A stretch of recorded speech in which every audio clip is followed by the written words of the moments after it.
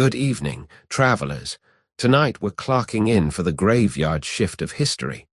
No hard hat, no hazard pay, and definitely no HR department to complain to. The job title. The worst jobs in history you wouldn't take for $1 million and more, which is executive speak for here.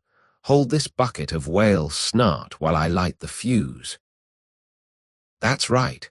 We're talking gigs so foul, so back-breaking, so nose-meltingly awful that even billionaires would suddenly remember they left the stove on in 1923 and moon walk out of the interview.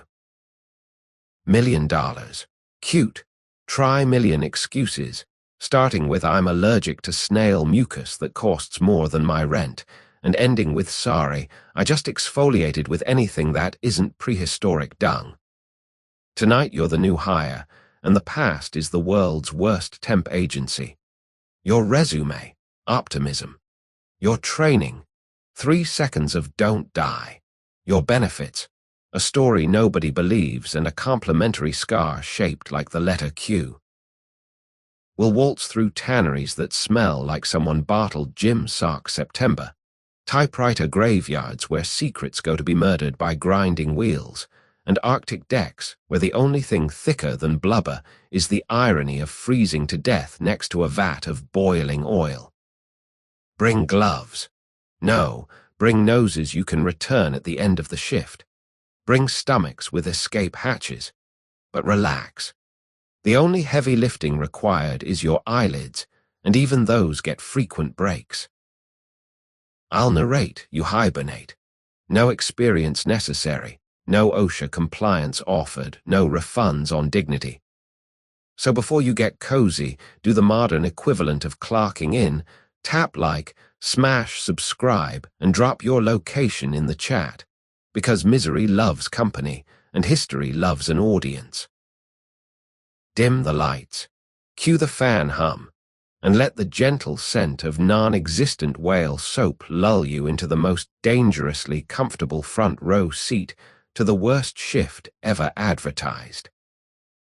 Punch in, zone out, and remember, if you wake up in a vat of purple snail goo, you're doing it right. Sweet dreams, employee of the millennium orientation starts now. The first thing you notice is the color of the air, thick, amber, like someone left a jar of honey in a sauna. It clings to your eyelashes, sweet rotten, and every breath tastes of salt and old coins. Around you rise clay vats the size of garden sheds, each crowned with a skin of flies that ripples like black velvet when the breeze shifts. You stand barefoot on a duckboard, toes curled against the soggy wood, because the Romans who hired you this morning forgot to mention footwear. They also forgot to mention the smell, but the smell is mentioning you loudly, in a nasal baritone. Your job title, if anyone bothered to write it down, is Tannery Apprentice. Your actual job is to climb into each vat and stamp on goat hides until they forget they were ever alive. The hides float like pale lily pads, except they twitch when you step on them, nerves still gossiping. The liquid beneath is a cocktail of urine, lime, and crushed dog brains. The urine comes from public parts on street corners. The brains are meant to soften the leather. You try not to think about the lime, which feels like powdered regret on every cut you didn't know you had. A bell clangs somewhere beyond the courtyard wall, the first hour of daylight, though daylight itself is shy. The only real light comes from a single oil lamp dangling above you, its flame the color of a nicotine stain. Shadows stretch and shrink, making the vats look like gaping mouths. Somewhere inside one of them, your left sandal is floating. No, sank yesterday. You'll fish it out at lunch, provided lunch is still a concept by then. You lift the first hide. It's heavier than you expect, dripping like a wet map. On the flesh side, a tattoo stares back, a tiny dolphin, tail curled. Someone somewhere thought that ink would outlast skin. You lower the hide into the next vat, this one darker, older, fermented like angry wine, and begin to march. Knees high, arms out for balance, you look like a drunk flamingo. The other workers, silhouettes with ribs showing, chant a rhythm that sounds suspiciously like a sea shanty about taxes. You join in, because not singing is worse than singing badly. Your voice cracks. Nobody minds, or maybe they left their minds at the tavern. After 40 stamps, the water warms around your calves, as if the hides are politely returning your body heat. Bubbles rise and pop with a noise identical to someone saying, "Pop," which is either comforting or deeply unsettling. You lose time. There's no sun to measure it by, only the growing ache in your arches and the realization that the fly velvet has relocated to your shoulders. Somewhere a supervisor laughs, a sound like a file on iron. You suspect he's laughing at you, but when you turn, he's vanished, leaving only the echo and a faint smell of garlic. Mid-morning, they hand you a flatbread folded around fermented fish sauce. You eat it because hunger is a louder tyrant than disgust. The bread tastes of smoke and distant harbors. The sauce tastes of every bad decision made in this city since Romulus drew his first line in the dirt. While you chew, an older worker, face like a dropped pie, tells you the tannery's secret. Every 100 years, one apprentice disappears into the vats, absorbed hide and hair, becoming part of the leather that binds legionary sandals. He says it like he's commenting on the weather. You laugh, because that's what you do when the truth is too slippery to hold, and because your mouth is full and you can't scream elegantly. The morning stretches, elastic and cruel. Your thighs tremble.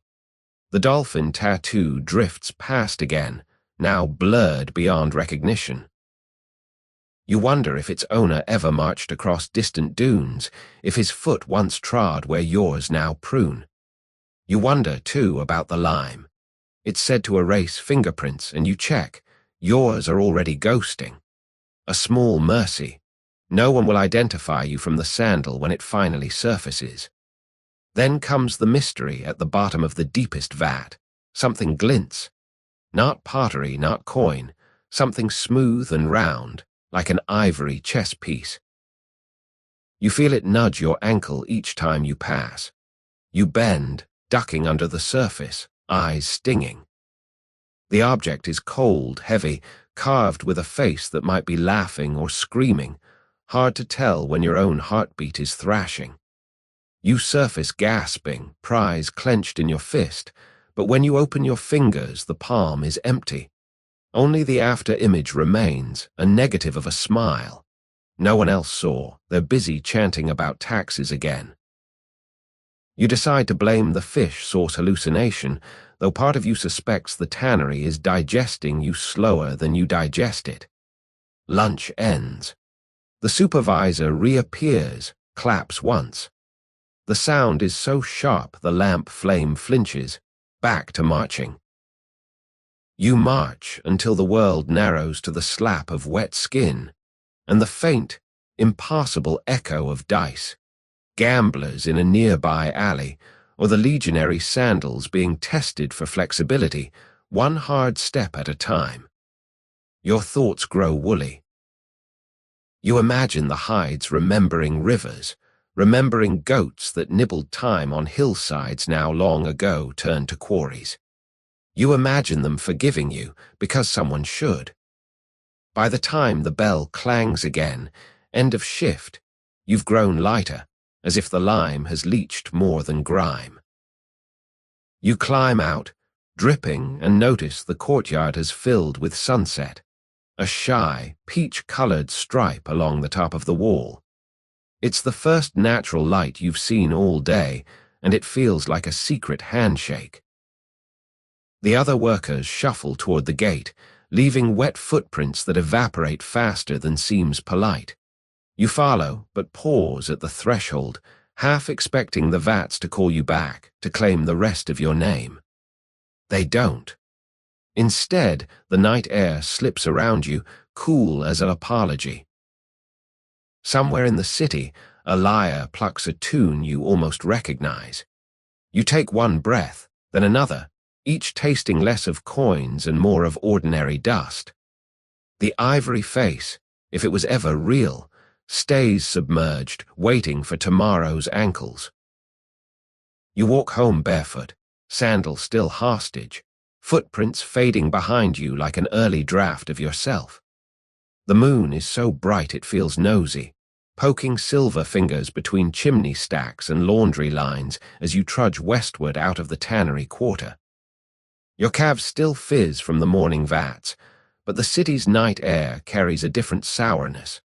Sweet rot, smoke, and something metallic that makes your tongue feel suddenly too big for your mouth. Somewhere ahead, a church bell tolls once, not for prayer but for bardy count. You quicken your pace, though you're not sure toward what. A job, supposedly. A different job. One that pays in copper instead of blisters and only smells of earth, so they promised. You find the recruiter leaning against a plague cross, boot heel hooked on the lowest rung like he owns mortality itself. He wears a beak-shaped mask, but the beak hangs open, empty of herbs. He chews a sprig of rosemary instead, casual as bubble gum. "Need a shovel?" he asks, voice muffled by greenery. You nod. He tosses you one, handle first. The wood is still warm from someone else's palm. "Name's Ratchet," he says, "but tonight you can call me Churchyard Charlie. We dig in pairs, one digs, one rings. You start on the spade." He hands you a handbell the size of a teacup, its clapper wrapped in rag. "When I ring, you stop. When you ring, I listen. Keeps the ghosts polite." The cart ride is jarring. The mule's ribs play xylophone with every pothole. You pass shuttered windows marked with thick white crosses, paint still wet enough to drip like candle wax. A child coughs behind one. A lullaby answers, thin as paper. No dogs bark. City dogs learned silence weeks ago. The cart stops at a field that used to be a vegetable patch. Cabbages gave up the ghost here, and the earth remembers, sighing softly under the wheel ruts. Torches flicker in a rough circle, lighting a rectangle already chalked, 20 by 6, give or take a prayer. You jump down. The ground sponges under your weight, releasing a sigh of trapped rain and older things. Charlie hands you a lantern that smells of mutton fat and points to the rectangle. Down you go, 2 spades deep. Don't worry about neat, worry about quick. Dawn's a gossip, likes to spread what it sees. He stations himself at the head, begins a low hymn half remembered from Latin class you never took. The tune wobbles, but the night accepts it like a bribe. Steel bites soil. Each shovel lift is a whispered negotiation. You take a little, the earth gives a little more. Soon the lip of the grave reaches your knees, then your waist. The clay is darker here, almost festive, like devil's food cake left out in the rain. Occasionally your blade clangs against a pebble or a shard of crockery, someone's dropped bowl, now part of the planet's bone structure. You catalogue these distractions to keep from imagining what else waits below. The moon climbs, turning the pit walls silver, and you realize the rectangle is now a perfect mirror of the sky, only upside down and dirtier. Charlie rings once. You freeze, shoulder throbbing. From somewhere beyond the torch line comes the scuff of boots, 2 men carrying a stretcher. The body is wrapped in stained linen, smaller than you expected. They lower it with ropes, gentle as lowering a sleeping child into a crib. No one speaks. When the bundle settles, you hear a faint crunch, like someone stepping on a dry leaf. Your stomach flips, but hunger keeps it anchored. The men retreat, their torches barb away like fireflies losing interest, back to digging. The hymn resumes, softer. You count strokes, one for the baker who ran out of crosses, one for the laundress who sang off-key, one for the unknown sailor whose tattoo you'll probably meet later. At stroke 43, the spade hits something that isn't clay. You scrape, reveal a smooth plank, an older coffin lid moonlit and smug. A corner has rotted away, showing a glimpse of fabric the color of overripe plums. You hesitate. Charlie rings twice. Proceed. So you slice alongside the plank, giving the earlier tenant a new neighbor. History, stacked like spoons. Time liquefies. Sweat trickles down your spine, pooling at the waistband already soupy from tannery memories. The grave breathes up at you, exhaling cool air that smells of iron and winter cellars. You lean on the spade, panting, and notice the lantern flame bending horizontal, an underground draft. That's when you hear it, a faint ticking like fingernails on pottery. You tell yourself it's beetle mandibles or tree roots settling. The sound answers, polite but persistent. 3 taps, pause, 2. Morse code for you don't know, you never learned. Charlie keeps humming, either oblivious or paid to pretend. Curiosity wins. You kneel, scrape away soil beside the plank. The ticking grows clearer, syncopated with your pulse. Beneath a fistful of muck, you uncover a small iron box, biscuit-sized, lid wired shut. No engravings, only a single dimple on top. Someone's thumb pressed here centuries ago, maybe yesterday. You glance up. Charlie's silhouette is turned away, greeting another stretcher team. Decision time, rebury the thing, or pocket it and risk plague cooties. Your hand decides, slipping the box into your jerkin. The ticking stops the instant it touches your chest, as though satisfied. You stand, suddenly lighter. The grave now yawns the regulation 6 feet, though no one brought a ruler.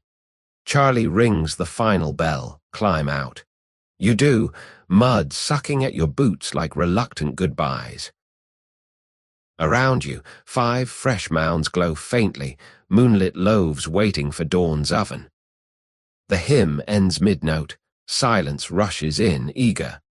Charlie hands you 2 copper coins, warm, almost feverish, and a sprig of rosemary for your lapel. Chew it if the nightmares come knocking, he says, voice now oddly gentle. And if something follows, don't run uphill, they're lazy. You walk back to the cart, soil still cramming beneath your nails. The mule snorts, perhaps smelling the iron box. As the wheels creak toward the city, you feel the ticking start again, faint as a heartbeat against your rib. Tap, tap, tap. You tell yourself it's just the cart's rattling or your own blood learning percussion. But part of you, the same part that lost fingerprints this morning, knows the box is counting something, maybe the miles back to your room, maybe the hours until sunrise, maybe the remaining beats of whatever passes for luck these days. You don't open it. Yet, behind you, the new graves settle with a sigh, moonlight smoothing their edges like a mother tucking in unruly children. Somewhere in that rectangle of turned earth, 2 coffins lie side by side, one wrapped in linen, one wrapped in mystery. Both share the same address tonight, both waiting for history to lick its thumb and turn the page. You clutch the coins, the rosemary, the secret ticking. The city walls loom ahead, gates yawning. Somewhere inside, a bunker waits, and maybe a dream that smells of clay and iron. Whether the dream is yours or the box's remains to be seen, preferably after sunrise, preferably after breakfast, preferably after you remember how to breathe without counting. The kitchen is a cathedral of heat. Great oak beams overhead sweat resin that drips like slow-motion rain. Each drop hisses when it lands on the hearthstones far below. You stand on a narrow wooden platform, really just a plank with delusions of grandeur, suspended between 2 brick walls. In front of you, an iron wheel as tall as your shoulder, spokes thick as a jailer's keys. Behind you, nothing but air and the occasional upward glance of a scullion who'd rather be anywhere else. Your job is to climb inside that wheel and run, hamster style, turning a spit the length of a lance. On that spit, half a sheep, an entire goose, and something unidentifiable but loudly crackling. The goal is golden brown, not charcoal black. The stakes, the Duke's dinner, the cook's reputation, and your continued receipt of oxygen. You step forward, the plank groans like it's read your mind. The wheel smells of old grease and wet dog, a combination that somehow feels accusatory. You grip the nearest spoke, swing up, and settle into a jog. The wheel accepts your weight with a sigh that might be relief or disappointment. Below, the fire roars, orange, white, and an excited blue that appears only where the drippings hit the flames. Heat climbs your shins, your thighs, finds the small of your back and sets up camp. Sweat blooms instantly, tracing racing stripes down your ribs. You try counting steps. 1, 2, 3, but the numbers melt like tallow. From somewhere off stage comes the clatter of copper pans, the cook cursing in 3 languages, and the faint pluck of a rebec playing a tune that sounds suspiciously like Greensleeves on sedatives. You jog faster. The spit turns slower than gossip in a village with one well. Fat drips, flares, pops. Each pop is a tiny firework celebrating the fact that your eyebrows are still attached. You picture the Duke upstairs in his great hall, velvet sleeves brushing the trencher of some lesser cook who failed the soufflé test yesterday. You picture him carving, nodding, maybe tossing you a coin the size of your future. You jog faster. Every 4th step the wheel hiccups, an engineering hiccup, not yours, sending a judder through your knees. You learn the rhythm, jog, jog, jog, jerk, jog, jog, jog, jerk. It becomes a dance, albeit one performed inside an oven wearing a wool sweater. Your shadow circles the wall opposite, an elongated silhouette that looks impressively athletic until you realize it's just flattering lighting. Somewhere below, a kitchen boy fans the flames with what used to be a peacock tail. The colors shimmer, emerald, sapphire, your will to live, then vanish into smoke that smells like Sunday dinner and Monday regret. Half an hour in, your thighs file a formal complaint. You negotiate 5 more minutes, then 10 seconds of walking. The wheel laughs, creak, and keeps spinning. You try distraction. You name the meats, sheep eye, goosey, mystery. You compose a lullaby for them in your head, though admittedly lullabies are wasted on the already deceased. You wonder if the smoke carries tiny particles of nobility up the chimney and out across the shire if commoners downwind sneeze ducal dandruff. The thought makes you snort, which costs you a breath and nearly a rhythm. Note to self, save comedy for lower temperatures. A bell rings, the half-hour mark. You're allowed a sip of small beer, delivered via long-handled ladle by a girl whose freckles look like cinnamon sprinkles. She hoists it up. You lean out, sip, nearly fall. The beer is warm, flat, and tastes like liquid bread crust. It is the best thing you've ever drunk. You nod thanks. She curtsies without breaking eye contact, then vanishes into the steam. Somewhere in your chest, a small valve opens and hope slips through, just a trickle, but enough to keep your feet moving. The cook appears below, face the color of heirloom tomatoes. He cups his hands. Faster, you idle sausage. His lordship wants crackling, not leather. You oblige, though every step now feels like wading through treacle that has opinions. The wheel accelerates. The spit accelerates. Mystery gives a particularly enthusiastic sizzle. You imagine the Duke upstairs smacking his lips, unaware that his dinner is powered by one very mortal set of lungs, and a plank having an existential crisis. You imagine the cook later receiving praise, casually forgetting to mention the human turbine in the rafters. That's fine. History rarely signs its footnotes. Then comes the mystery. A sudden cool breeze circles your ankles, impassable given the inferno below. It smells of snow. You glance down. The flames haven't changed, yet the chill persists, gentle as a cat threading your calves. For a moment the heat backs off, deferring. You remember stories of household spirits, brownies, kobolds, creatures that live in chimneys and bargain with breath. Maybe one's taken pity. Maybe it wants a nibble of goosey. You whisper thanks just in case, and the breeze tickles your shin in what might be acknowledgement. Your pace steadies, the hiccup smooths. You could swear the wheel grows lighter, though your thighs insist otherwise. Eventually, how long? Time has pooled on the floorboards. The cook waves a white cloth, done.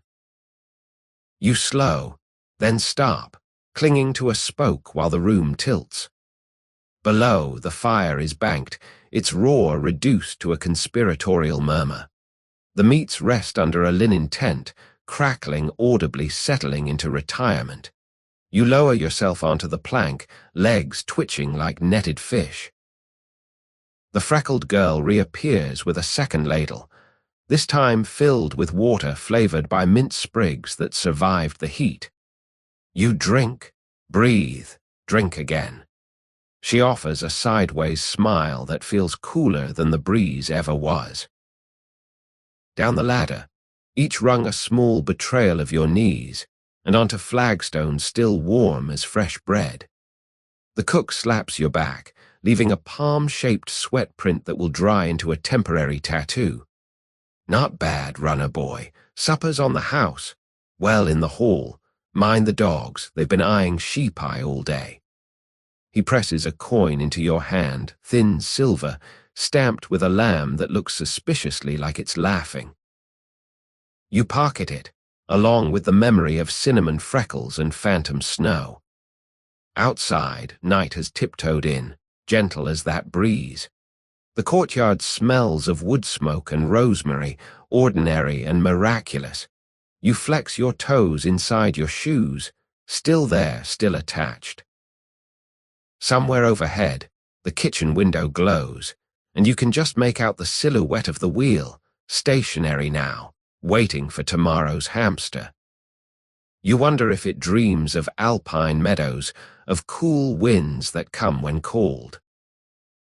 You wonder if the snow-scented spirit will remember you, or if it's already bargaining with the next pair of legs. For now, you walk on calves made of half-set pudding, coin clinking softly against the mystery of how you survived. The great hall's laughter drifts toward you, muffled by stone and velvet.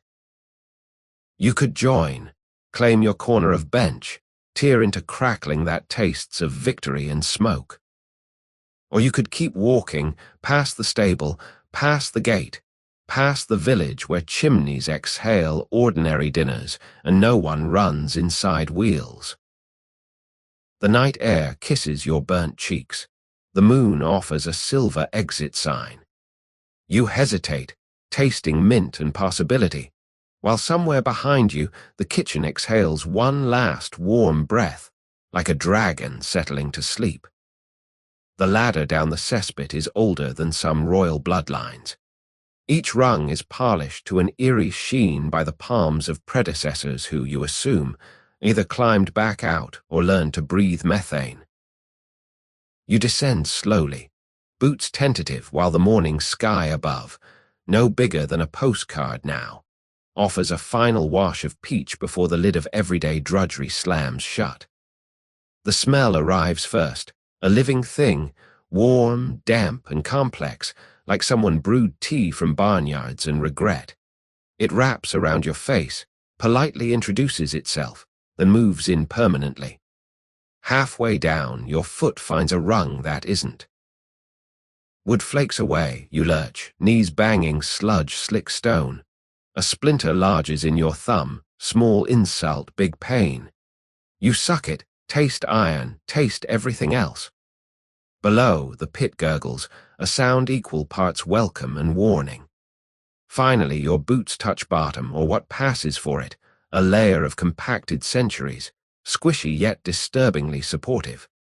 You wade forward, ankle deep, and the muck offers a gentle sigh, as if you've interrupted its meditation. Your toolkit is simple. A long-handled scoop like an oversized spoon, a wooden bucket waxed so many times it resembles amber, and a rope tied to a bell up top. Ring once for haul, twice for help, 3 times for forget this ever happened. The bucket's first dip is ceremonial. You hesitate, psych yourself up, then plunge. The scoop slides through strata of history, last night's leavings, yesterday's laundry rinse, last century's secrets. What emerges is a lumpy porridge the color of storm clouds. You tip it into the bucket, try not to inhale, fail, inhale anyway. Your eyes water so hard the world turns impressionist. Above, the street is waking. You hear cart wheels, hawkers, a priest chanting matins like he's gargling honey. Down here, the soundtrack is wetter, plops, squelches, the occasional rude belch from unseen fermentation. You develop a rhythm, scoop, tip, shuffle, while the pit grows incrementally less full. Incrementally is the key word. You're bailing the ocean with a teacup, and the ocean is rude about it. Every so often the scoop clangs against pottery shards, a lost shoe buckle, once a child's wooden toy horse missing its head. You pocket the horse for luck, then immediately regret the hygiene implications. An hour in, the walls begin to close, or maybe your imagination inflates. Shadows from the shaft stripe the sludge like tiger tails. You glance up. The postcard sky has been replaced by a face, another worker lowering the noon candle in a lantern. The flame flickers green, then settles. "Mind the vapor," the face says, voice echoing. "It'll singe your lungs if you stand still too long." You nod, though the advice feels like being told to juggle while drowning. Still, the lantern helps. You can now see the tide line on the stones, a dark necklace marking how high the night soil rises when everyone in the manor flushes at once. You vow to be gone before supper. Lunch is theoretical. Your appetite packed up and left the moment you arrived, possibly hitchhiking out with your last shred of dignity. Yet your stomach growls, traitor that it is, reminding you that even Gong farmers need calories. You pull a heel of bread from your pouch, sniff it, realize it smells exactly like the pit, because everything does now, and put it away. Instead, you sip small beer from a leather flask. The beer tastes of smoke and copper pennies, ambrosia by comparison. Then you find the ring. It's wrapped around a chicken bone like a slim gold planet orbiting a greasy sun. You free it, rinse it in a trickle of seepage from the wall, desperate clean, and hold it to the lantern. A signet, cracked shield, 2 crossed arrows. You've seen that shield before, carved over the manor gate, which means someone royal, or at least pretentious, once ate a bird and lost their jewelry down the garderobe. Treasure in the trash. You slip the ring into the same pocket as the toy horse.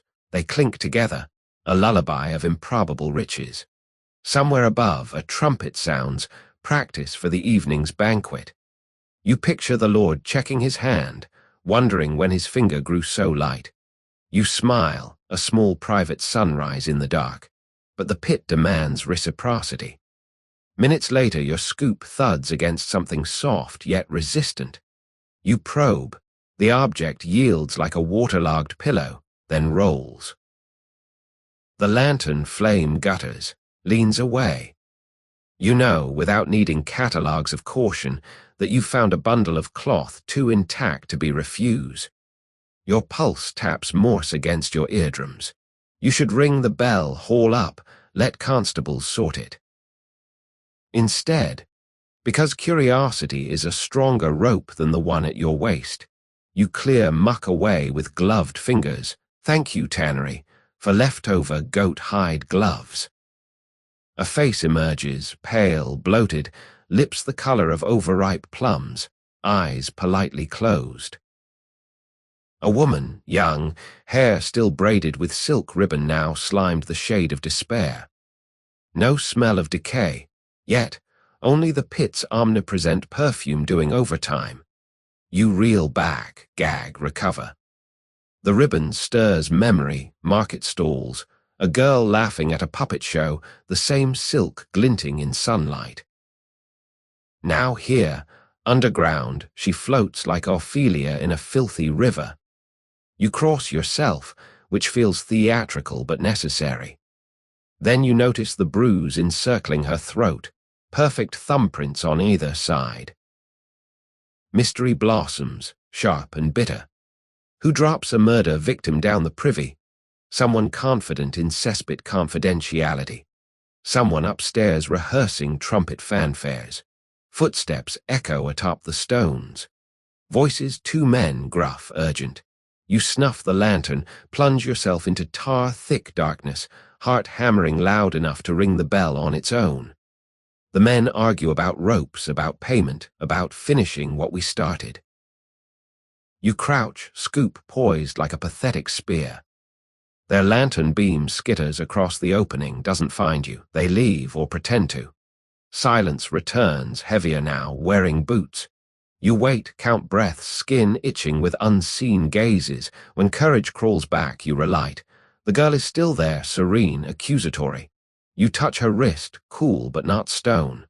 Rigor hasn't set, death is fresh. Evidence. Justice. Words that feel oversized down here. You could climb out, report, risk being blamed. Gong farmers are convenient scapegoats. Or you could leave her, pocket your gold ring, survive. The pit smells of choices and they all stink. Compromise, you slide the ribbon free, fold it into your pouch, proof, memento, promise. Then you ring twice, help. Above Charlie, a different Charlie, every Charlie shouts, trouble.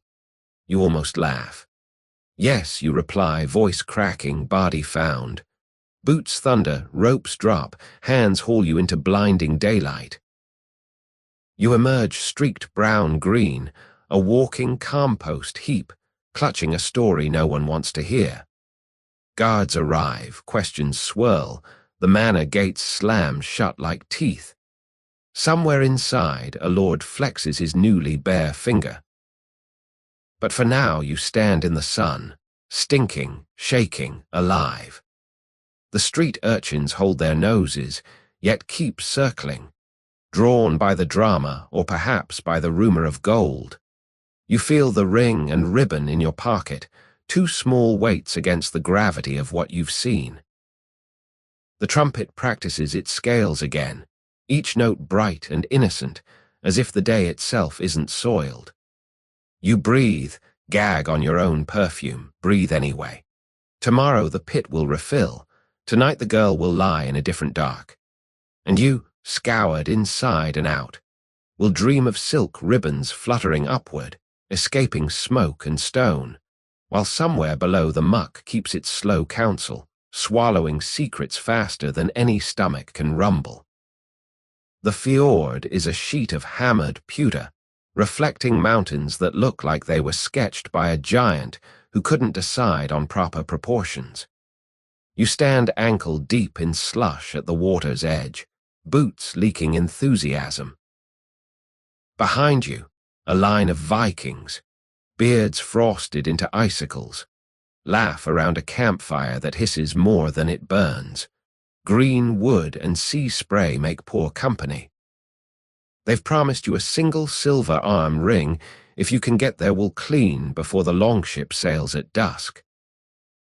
How hard can laundry be? You asked. They answered by handing you a rock the size of a loaf, a bar of seal tallow soap, and a cloak still stiff with somebody else's blood. You pick the largest garment first, a sail-sized tunic woven from sheep that evidently saw no reason to stop producing wool once shorn. Folded, it resembles a defensive wall. Unfolded, it could host a small parliament.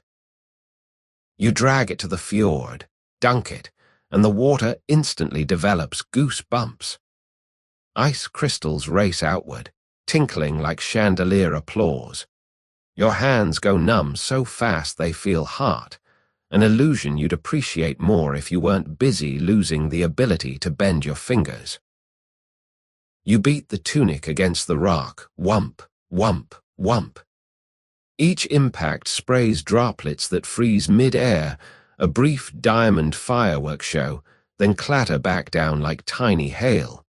Somewhere a raven laughs. You're pretty sure it's laughing at you. An hour passes measured in lost sensation. The tunic is now merely half frozen and still mostly pinkish where blood met salt.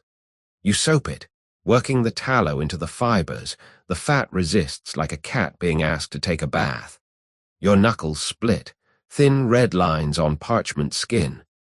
The blood blends nicely with the existing stains. At least your color coordinated. A Viking woman strolls past, offers a sip of mead from a horn. The mead is thick, sweet, and tastes faintly of pine needles and victory. It also tastes of pity. You drink anyway. Alcohol thaws the soul if not the digits. Garment too, trousers big enough to hide a family of arters. You drag them into the shallows, notice movement under the surface. Tiny silver fish flash like mirrored arrows, then vanish. The fjord is tidally curious. Every few minutes a wave scoots higher, grabs your knees, retreats snickering. You're essentially doing laundry inside a lung that inhales and exhales ice water. Each new wave resets progress, returning soap suds to sender. You develop a rhythm, beat, rinse, duck, curse, repeat. The soap bar shrinks faster than your self-esteem. At some point you realize you're humming, an anachronistic sea shanty you half remember from a future pub. The Vikings approve, one starts drumming on a shield. The fjord keeps time, slapping against your thighs in 3/4. Lunch is theoretical. Your appetite emigrated south along with your circulation. Yet the silver arm ring glints on a post by the fire, a tiny moon worth the pain. You imagine it on your wrist, a story you can jingle at skeptical friends, assuming friendship survives this level of stupid. Between garments, you sprint to the campfire, hands extended like offerings to a forgetful god. Flames lick your palms, bringing pins and needles that hurt worse than the original freeze. A bearded giant named Ulf tells you the secret: don't warm too fast or skin peels like birch bark. You moderate the thaw, shove hands under armpits, dance from foot to foot. Ulf finds this hilarious, tosses you a strip of dried fish chewy as boot leather. You gnaw, return to the water, leave tooth marks on despair. Third garment, a cloak dyed so dark the fjord shows no reflection on its surface. You suspect it's either status symbol black or permanently molded. Distinction matters little when both require identical suffering. The soap is now sliver-sized, disappearing faster than hope in January. You scrub, pound, twist. The cloak releases a bloom of indigo into the water, a midnight cloud that drifts toward the center of the fjord and is swallowed by greater darkness. You feel momentarily lighter, as though the cloth offloaded sorrow along with dye. Then a gust skitters across the water, finds the wet cloak, and freezes it stiff in your hands. Suddenly you're holding a sail again, only now it's a sail with rigor mortis. You drag it ashore, prop it against a rock. It stands upright, ghostly sentinel. The raven lands on its shoulder, caws once, leaves again. Even birds appreciate good theater. Between beatings you glance at the mountains. Sunlight creeps down their slopes like golden syrup, but none of it reaches you. The fjord's walls cast cold shadows that hoard every photon. You understand why sagas are bleak. The scenery writes them. Yet there's beauty. Harsh, expensive beauty that bills you in frostbite. Your breath clouds hang in the air longer than they should, miniature ghosts debating whether to haunt you further. One cloud drifts sideways, merges with the raven's glide path, disperses. You take it as a sign you're almost done. You're wrong. There are 2 more tunics, a pile of socks knitted from what might be steel wool, and a table runner embroidered with runes that spell you're told. May your hands never warm. Cute. Afternoon ages.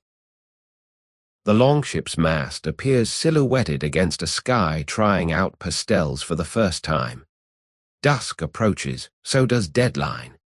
You enter a trance, a laundry nirvana where only rock and cloth exist. Beat, rinse, beat, rinse. Your heartbeat syncs with the motion, a slow, cold percussion. Fingers no longer hurt. They've moved beyond pain into a realm of abstract sculpture. You imagine them as blue-veined marble, useful for statues of martyred saints. Somewhere in the haze you remember reading. We'll read. That Vikings valued cleanliness almost as much as warfare. You now understand the combination. Anything feels clean after this. Final sock completed, you stagger to the fire. The Vikings inspect the laundry, holding pieces to the light like art critics. Bloodstains remain as pale rust freckles, but overall the wool gleams, steam rising in delicate curls. They nod, grunt approval. The arm ring is yours. Ulf clasps it around your wrist. The silver is so cold it burns, but you smile anyway, lips cracked, skin flaking, yet genuinely happy. You've earned more than silver. You've earned story rights, frost-patterned memories, and a new definition of clean. As stars prick the sky, the longship pushes off. You stand on shore, arm gleaming, fingers throbbing back to life inside a borrowed pair of mittens. The fjord finally shows a reflection. Moonlight rides it like spilled coins. You jingle your arm ring, listen to the soft, metallic reply, and realize the mountains have stopped laughing. They look stern again, but maybe, just maybe, respectful. Somewhere behind you the rock waits for tomorrow's wash, indifferent and eternal. You breathe steam, watch it curl upward, a tiny white flag you never thought you'd have the chance to wave. The workshop smells of snails and money. Acres of them, snails, not money, crawl over wicker racks, nibbling mimeograph copies of cabbage leaves, leaving behind glistening trails that dry into pale road maps. Those trails are the money. You are the trail collector, the purple stain accountant, the imperial chemist of mucus. Your task, stir a cauldron the size of a siege tower, until the slime becomes dye so vivid it can clothe emperors, bankrupt merchants, and start minor wars over fashion. Welcome to the Byzantine purple, 6th century shade of, if you have to ask, you can't afford it. You arrive before dawn, torch in one hand, parchment badge in the other. The badge proves your license to handle Tyrian purple, ranking slightly below palace eunuch, but above bare keeper in the hierarchy of odd livelihoods. The gate guard sniffs you, sneers, lets you pass. He knows you'll reek of mollusk before first prayer. Inside, the courtyard is a moonlit disco of shells, Murex brandaris, Murex trunculus, all politely murdering each other in overcrowded baskets. Their shells click like porcelain castanets. Somewhere a philosopher argues that purple is the color of divine absence. You file that under useless but poetic, and roll up your sleeves. Step 1, extraction. You lift a snail, wedge its shell against a wooden groove, and stab with a bronze pick the size of a knitting needle.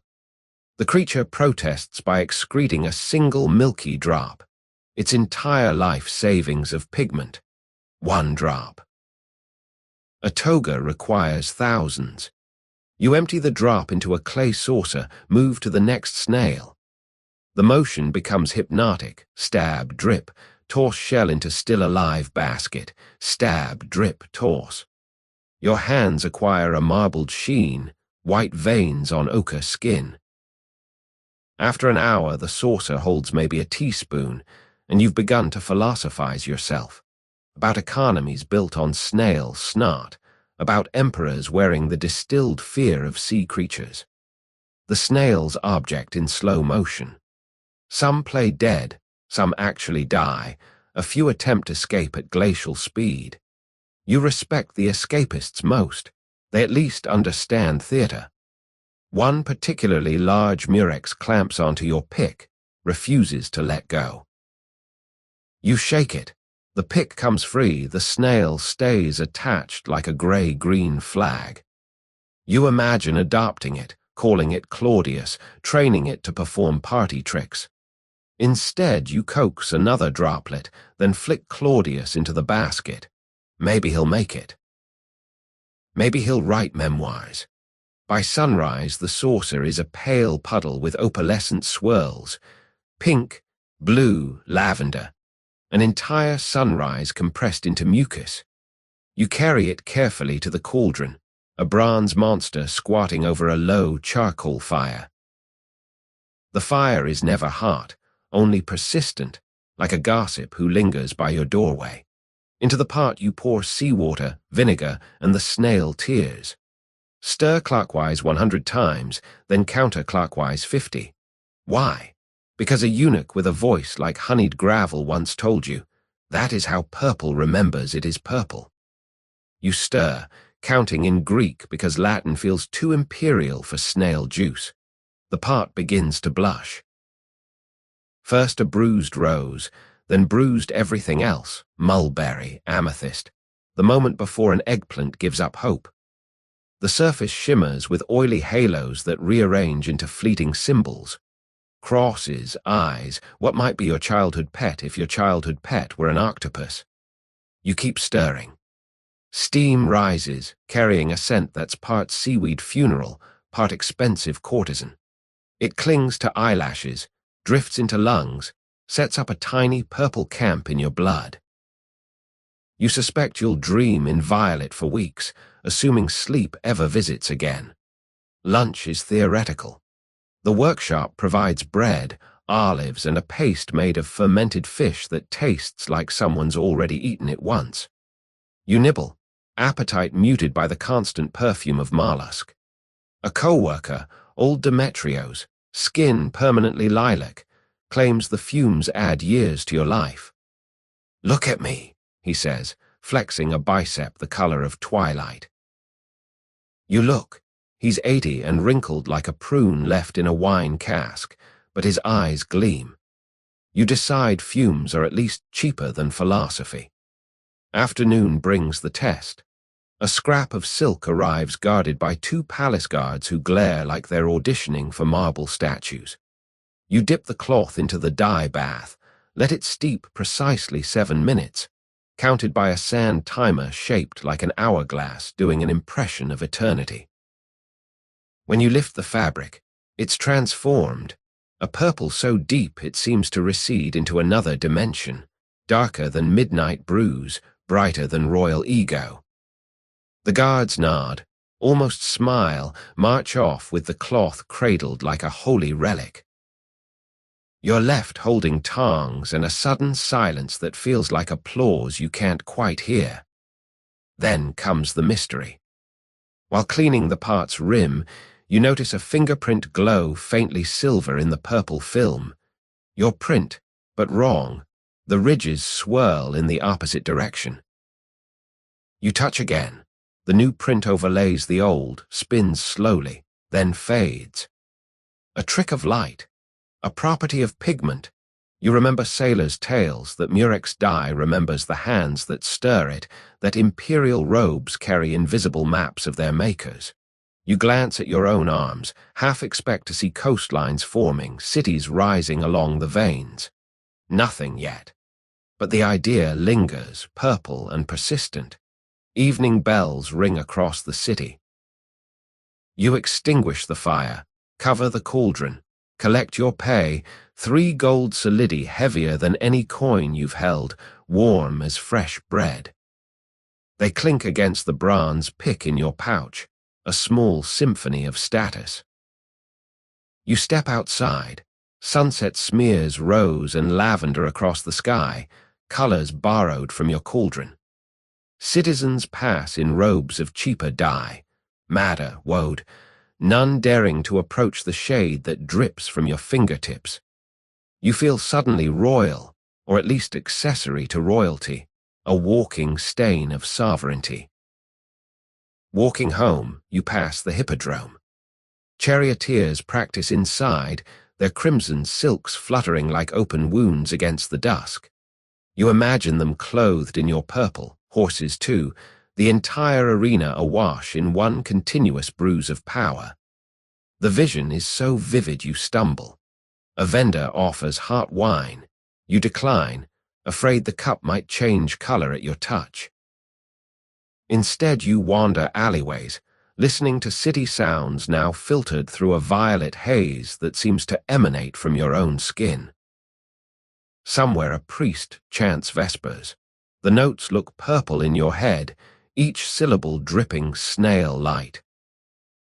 At your rented room you strip, discover the fingerprint has migrated to your chest, directly over the heart. It glows faintly, spins when you breathe. You lie on the cot, solidi under the pillow, pick beside the bed, and listen to the city settling into night. In the hush, you hear a faint clicking. Murex shells in the courtyard, or maybe your heartbeat has grown nacreous. You close your eyes. Darkness arrives wearing a purple toga, hem stitched with silver questions. You let it drape over you, heavy as history, expensive as empire, and drift into a sleep that smells of sea snails and sovereignty, wondering whose fingerprint will swirl across your dreams, and whether tomorrow the cauldron will remember your name when the stirring starts again. The year is 1666, though no one here has remembered to check a calendar since winter. You sit in a long, low room that used to be a tavern cellar before someone nailed the windows shut and painted His Majesty's ordnance. No admittance on the door. The ceiling leaks proof that the Thames is only a stone's throw away. Each drip carries a whiff of tide and tar. Around you, 24 girls, aged 9 to 19, hunch over wooden trestles, heads bobbing like sewing machine needles. Their job, and now yours, is to turn glossy black powder into neat paper cartridges, one scoop, one fold, one twist, repeat until the world ends or the shift whistle blows, whichever arrives first. Your initiation lasts 30 seconds. A supervisor named Mrs. Fagin, apron starched to the texture of stale ship's biscuit, presses a copper measure into your palm. 56 grains, no more, no less, she says, voice flat as a spent candle wick. Spill a single grain and you'll answer to God, the king, and the accounting ledger. She demonstrates, powder poured, paper wrapped, string bit free with teeth. The finished cartridge looks innocent, like a tiny paper sweet. Then she places it beside a candle, because open flame is apparently part of the Dacre, and glides away, shoes whispering threats on the flagstones. You copy the dance.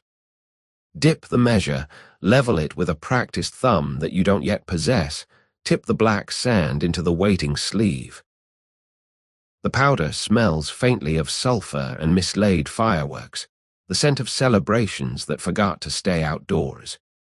Your first cartridge bulges like an overfed caterpillar. Your second looks anorexic. By the fifth, you find the rhythm. Scoop, fold, lick the gummed edge. It tastes like despair with a hint of starch. Twist the tail. You place each fragile bomb baby into the passing wooden tray, aware that friction, flame, or foul mood could orphan them at any moment. Above your head, The building creaks like a ship in rough seas. Somewhere on the street, a preacher declaims that the plague is God's broom. Inside, you are the dustpan. Every so often the floor quivers, distant artillery practice on the marshes, or perhaps the city's heartbeat warning of fire and frenzy. You try not to look at the lanterns hanging from hooks, bare flame, no glass, swaying gently as girls brush beneath. Instead, you watch hands. The girl opposite, freckles, front tooth missing, works so fast her fingers blur. She hums under her breath, a tune you almost recognize, something about roses and ashes. Her cartridges stand soldier straight in perfect rows, as if she's knitting death into regimental order. Morning drags toward noon measured in powder grains. You calculate, at roughly 1 cartridge every 20 seconds, you'll make 1,000 before supper, enough to fire a small war or execute a large thought. Your back develops a cramp shaped exactly like the trestle bench. Conversation is frowned upon. Sparks travel on voices. Mrs. Fagin warned. So communication happens in glances and cartridge code. A torn paper means fatigue. A double twist signals a cautionary tale about the girl last week who sneezed into a tray and left the premises in multiple small boxes. You keep your sneezes under martial law. Lunch break, 15 minutes, bread and small beer consumed outdoors beside the river. The air tastes of salt and relief. You breathe deeply, counting heartbeats until they slow from gallop to canter. A boy, powder monkey apprentice, face soot-smudged, offers a wedge of cheese. You accept. Dairy feels like insurance against explosion. He tells you the Dutch fleet was spotted off Harwich, that London's trained bands need cartridges before the week ends. Plenty of overtime, he says, trying to sound cheerful, as if overtime in a tinderbox is a treat. You nod, mouth full, eyes on the horizon where smoke from some distant bakery curls innocent and white. Somewhere inside, a bell clangs. Lunch is a memory. Back downstairs, the atmosphere has thickened, whether with powder or dread you can't tell. A new shipment arrived, barrels rolled in by men whose footsteps you feel rather than hear. The girls refill their bins. Black dust swirls, settling on eyelashes, collars, the soft skin inside wrists. You notice a rash blooming where your sleeve ends, tiny red pinpricks that itch like nettle kisses. Farcy jaw, you've heard whispers, though that's match factory lore. This is gunpowder, different poison, same philosophy. You scratch once, catch Mrs. Fagin's glare, stop scratching. Survival rule, visible discomfort invites dismissal, and dismissal means no pay, no supper, no character reference for the next lethal opportunity. Mid-afternoon mystery, the girl opposite, freckle face, slides you a cartridge different from the rest. Paper is finer, string is silk, and the tail bears a single knot. You glance up, she meets your eyes, gives the smallest shake of head. Message, warning. You tuck it gently into your apron pocket, heart tapping Morse against bone. Later, when trays are hauled away by boys with the weary eyes of old soldiers, you sneak a look. Inside, instead of powder, lies a scrap of parchment. Candle at Station 4, loose pan. Tell no one. Flame falls at 4. You retie the cartridge, slide it back onto the tray between two innocents, and spend the next hour watching the clock of your pulse tick toward 4 o'clock. 4 arrives disguised as an ordinary minute. You stand, stretch, wander to Station 4 on the pretense of fetching fresh paper. The candle there leans from its dish, wax pooling perilously close to a heap of spilled powder fine as silk. One tilt, one spark, and the room becomes a sky no one wants to see. You light the candle, cup the flame, transfer it to a safer sconce. No one notices. The supervisor's back is turned, the girls' heads bowed in concentration. You saved lives, or at least postponed deaths, and no ledger will record it. Freckle Girl nods once, barely perceptible. Her eyes say thank you, her hands never stop folding death into neat envelopes. End of shift whistle. A reed pipe blown by a boy missing 2 fingers. Signals release. You file upstairs, lungs gritty, hair powdered into premature age. Outside, evening air feels refrigerated, almost sweet. You receive your pay, 3p, and a pat on the shoulder that raises a small mushroom cloud of dust. Freckle Girl catches up, presses something into your palm, the silk twist cartridge, now empty.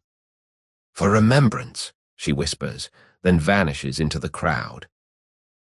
You pocket the paper tube, a fragile relic of a day you survived by the width of a candlewick. Walking home, London bustles unaware. A carriage splashes through a puddle of something you prefer not to identify. A pamphlet boy shouts headlines about plague deaths dropping, about fleets and rumors of fleets. You feel the cartridge casing in your pocket, soft as a secret, and realize history is stitched together by such near misses. A knot here, a steady hand there. 1,000 girls folding paper around the city's nightmares.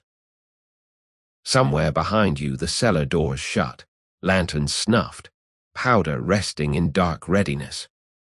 Tomorrow you'll return, because rent, because hunger, because the world still needs its little packages of possibility.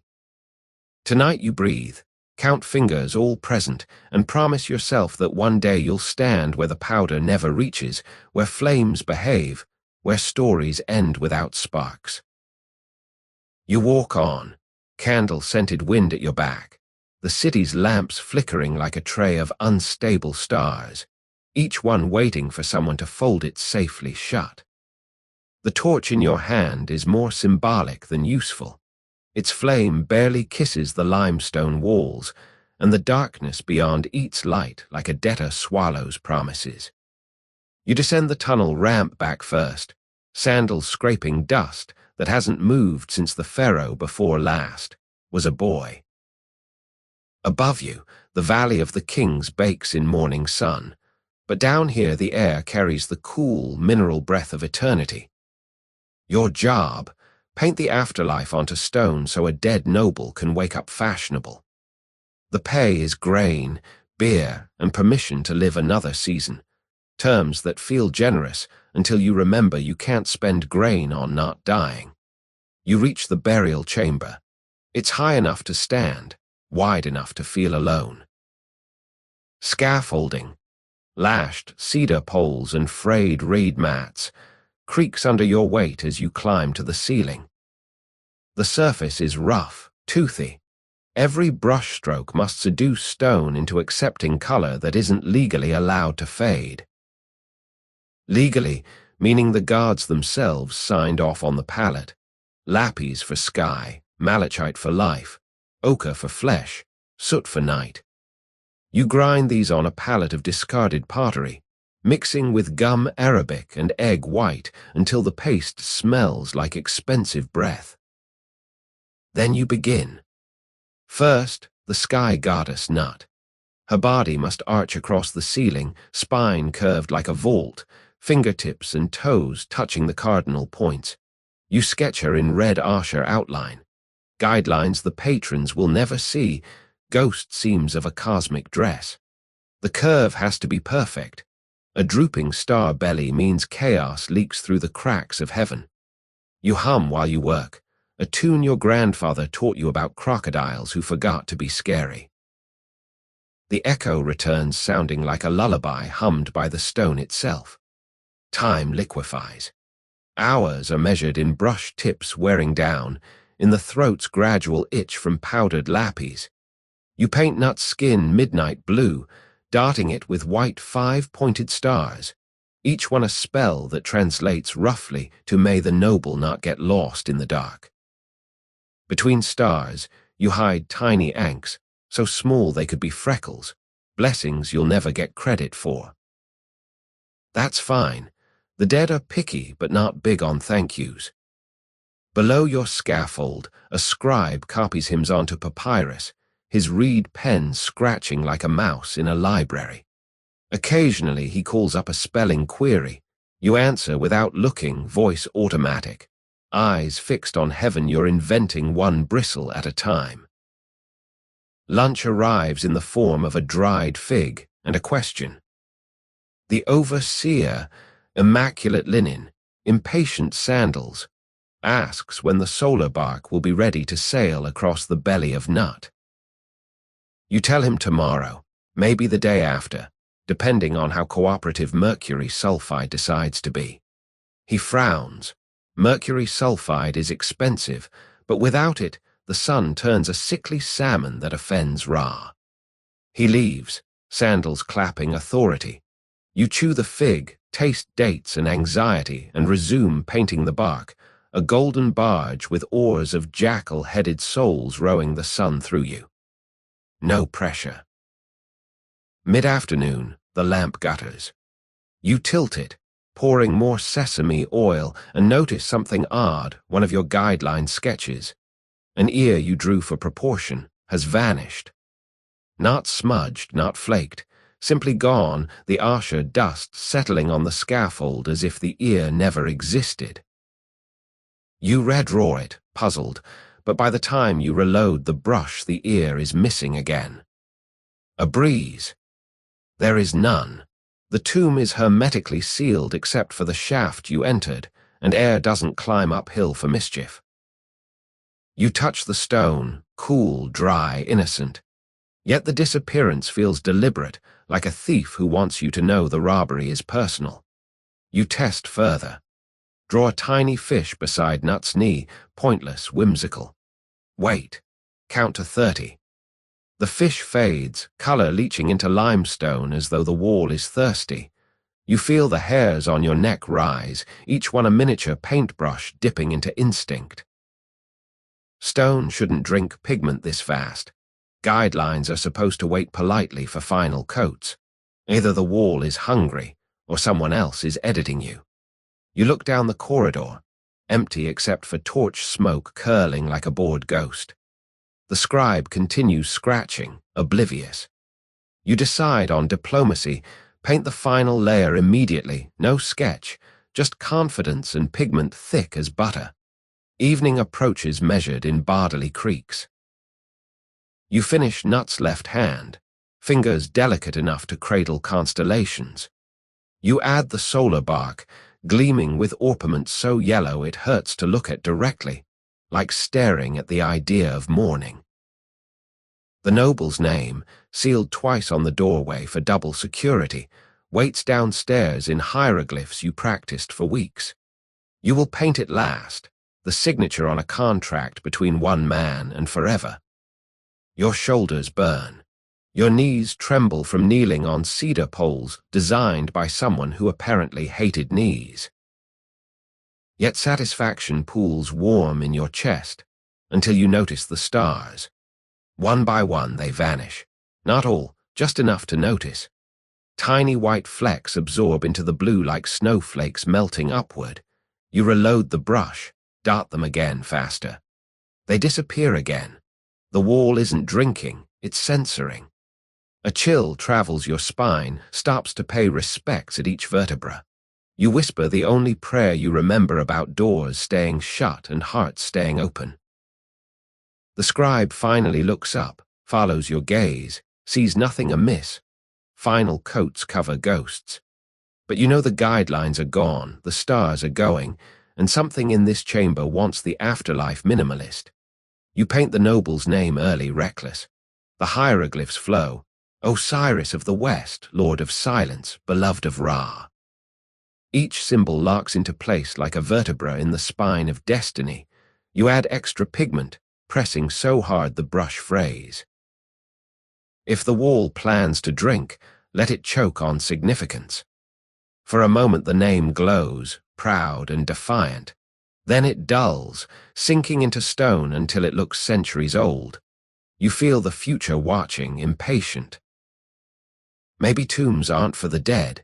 Maybe they're mirrors where time practices looking ancient. Dusk leaks down the corridor, carried by a servant who brings fresh oil and news. The noble's widow added a last-minute request: paint her pet monkey into the corner so it can accompany him eternally. You nod, too tired to protest. The monkey must sit beneath Nut's armpit, eating a fig, wearing a collar of Lappy's beads. You descend the scaffold, mix more paint, climb back up. The monkey appears in profile, cute, irreverent, alive. As you dart its eye, the ceiling gives a single, unmistakable creak, not the wood, stone itself. A warning, a thank you, hard to tell when your heart is drumming evacuation codes. Night ends the shift. You pack brushes, palette, the fig you never ate. The scribe rolls his papyri, bids you peace. You descend, glance back. Nut glimmers incomplete, stars missing, name faded, monkey bright and new. The chamber feels balanced on a breath. You step into the corridor, and the torch behind you snuffs out, as if the tomb prefers to practice darkness without witnesses. You walk the long ramp upward, each footfall erasing the echo of the last, until stars, real ones, appear overhead, freckling the actual sky. They look freshly painted, still wet with night. You wonder if someone above is holding a very large brush, touching up the world while no one's looking, and whether tomorrow you'll return to find your work intact or merely a suggestion haunting limestone. For now, you breathe desert air, flex paint-stained fingers, and listen to the valley hold its ancient tongue, secrets settling like pigment into stone.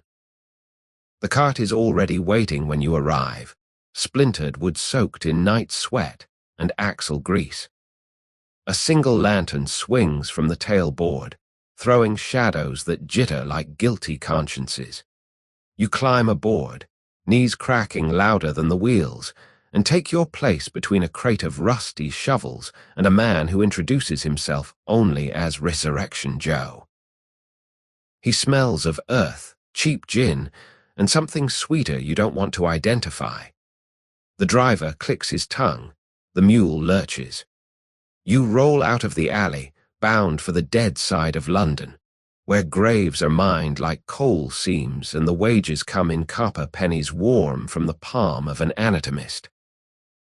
Your toolkit is simple, a short spade whose handle once belonged to a broom, a jute sack, and a lantern with just enough oil to last until guilt or sunrise, whichever runs out first. Joe explains the rules in a whisper that barely disturbs the fog. First rule, we never speak their names. Second rule, we never look at their faces longer than it takes to check for jewelry. Third rule, if the watch appears, you drop everything and run like the devil's wearing spurs. He grins. His teeth are the color of old headstones. You nod, swallowing a bubble of something that might be bravery or last night's supper trying to renegotiate. Accent. Swithin's churchyard, the gate hangs open, one hinge broken, like a mouth too tired to close. Headstones tilt at angles that suggest either geological tantrum or deep discouragement. You slip inside, boots squelching through mulch of leaves, prayers, and the occasional late-season snowdrop that glows faint as a fallen star. Joe heads for the fresh mound nearest the south wall, easiest digging, closest escape route. You plant your spade, push. The earth gives with a sigh that sounds like relief. 1 foot down, 2, 3. Soil here is loose, Sandy. Someone's been here before you, probably last night, probably for the same reason. Grave robbing is becoming competitive sport. The coffin lid reveals itself reluctantly, cheap deal wood, knotholes weeping resin that smells of pine and mortality. Joe wedges a crowbar under the rim, nails squeal free. You hold your breath, count heartbeats. 1, 2, 3, then lift.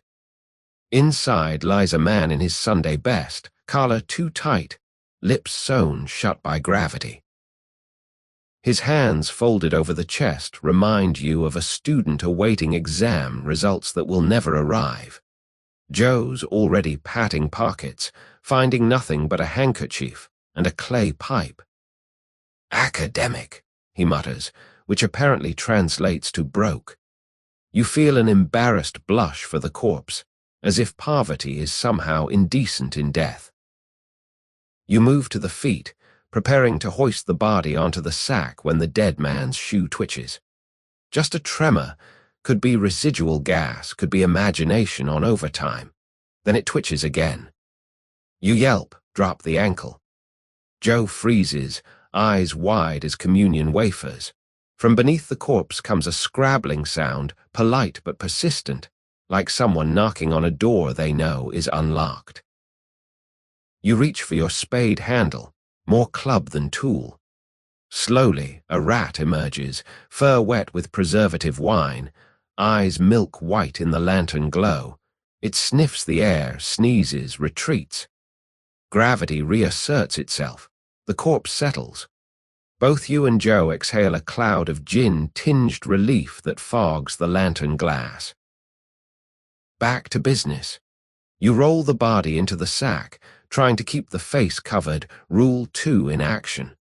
The fabric is coarse. It scratches your knuckles while politely hiding humanity. When the bundle is secure, Joe ties the neck with a slip knot elegant enough for a hangman. Together you heave the load over the cart's tail. The mule flicks an ear but offers no commentary. 1 down, 2 to go. Anatomists pay by the corpse, and winter rent waits for no conscience. Next stop, the paupers trench at the far end of the yard. A communal pit reopened every epidemic Tuesday. Officially, it's sealed with lime. Unofficially, lime is just seasoning. You pry off the thin plank lid and peer into a layer cake of London's less fortunate.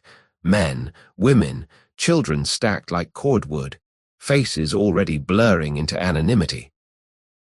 Joe points to a woman on top, young by the hair, old by the hands. She'll do. Fresh enough for lecture, poor enough for no questions. You hesitate. Something about the curve of her shoulder suggests she once carried babies, or maybe that's just your mind manufacturing backstories to barter with guilt. Joe reads hesitation, places a hand on your arm. "We don't rob the living, lad. That's the line." Line drawn, you nod, swallow, climb down. The trench is narrower than a coffin, wider than a conscience. You stand between strangers, feet wedged against hips and ribs that yield like damp wicker. The smell is sour, vinegar of the earth trying to pickle sorrow. You slip the sack under her, tug. She rolls, compliant, almost helpful. As you adjust the bundle, her hand flops free, palm open, as if asking for coin you can't spare. You fold it back, gentle, and feel something hard, a cheap tin ring green with corrosion. Impulse says leave it. Superstition says take it, maybe buy her a prayer. You slip it into your pocket, promise to light a candle later, knowing candles cost more than pennies and prayers are free. Climbing out proves harder.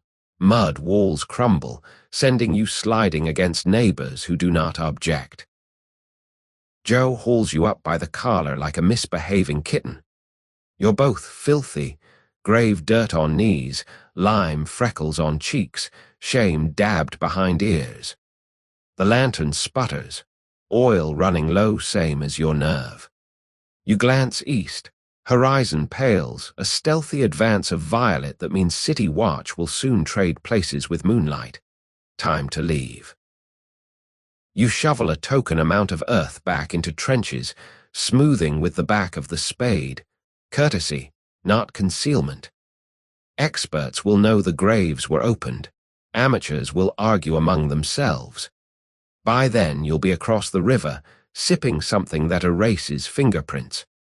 En route home, you pass a watchman, lantern swinging. Heart in throat, you nod casual, receive a nod in return, just 2 laborers finishing night work. Your sack lies under burlap sacking and a layer of turnips. Vegetables mask scent, or at least dilute identity. Once clear, Joe whispers, not bad for beginners. You kept your stomach. You realize you did, though it feels more like your stomach kept you, tied itself in sailor knots and refused exit interviews. The cart rattles toward Southwark, toward anatomy schools where men in respectable coats will carve these bodies in search of respectable knowledge.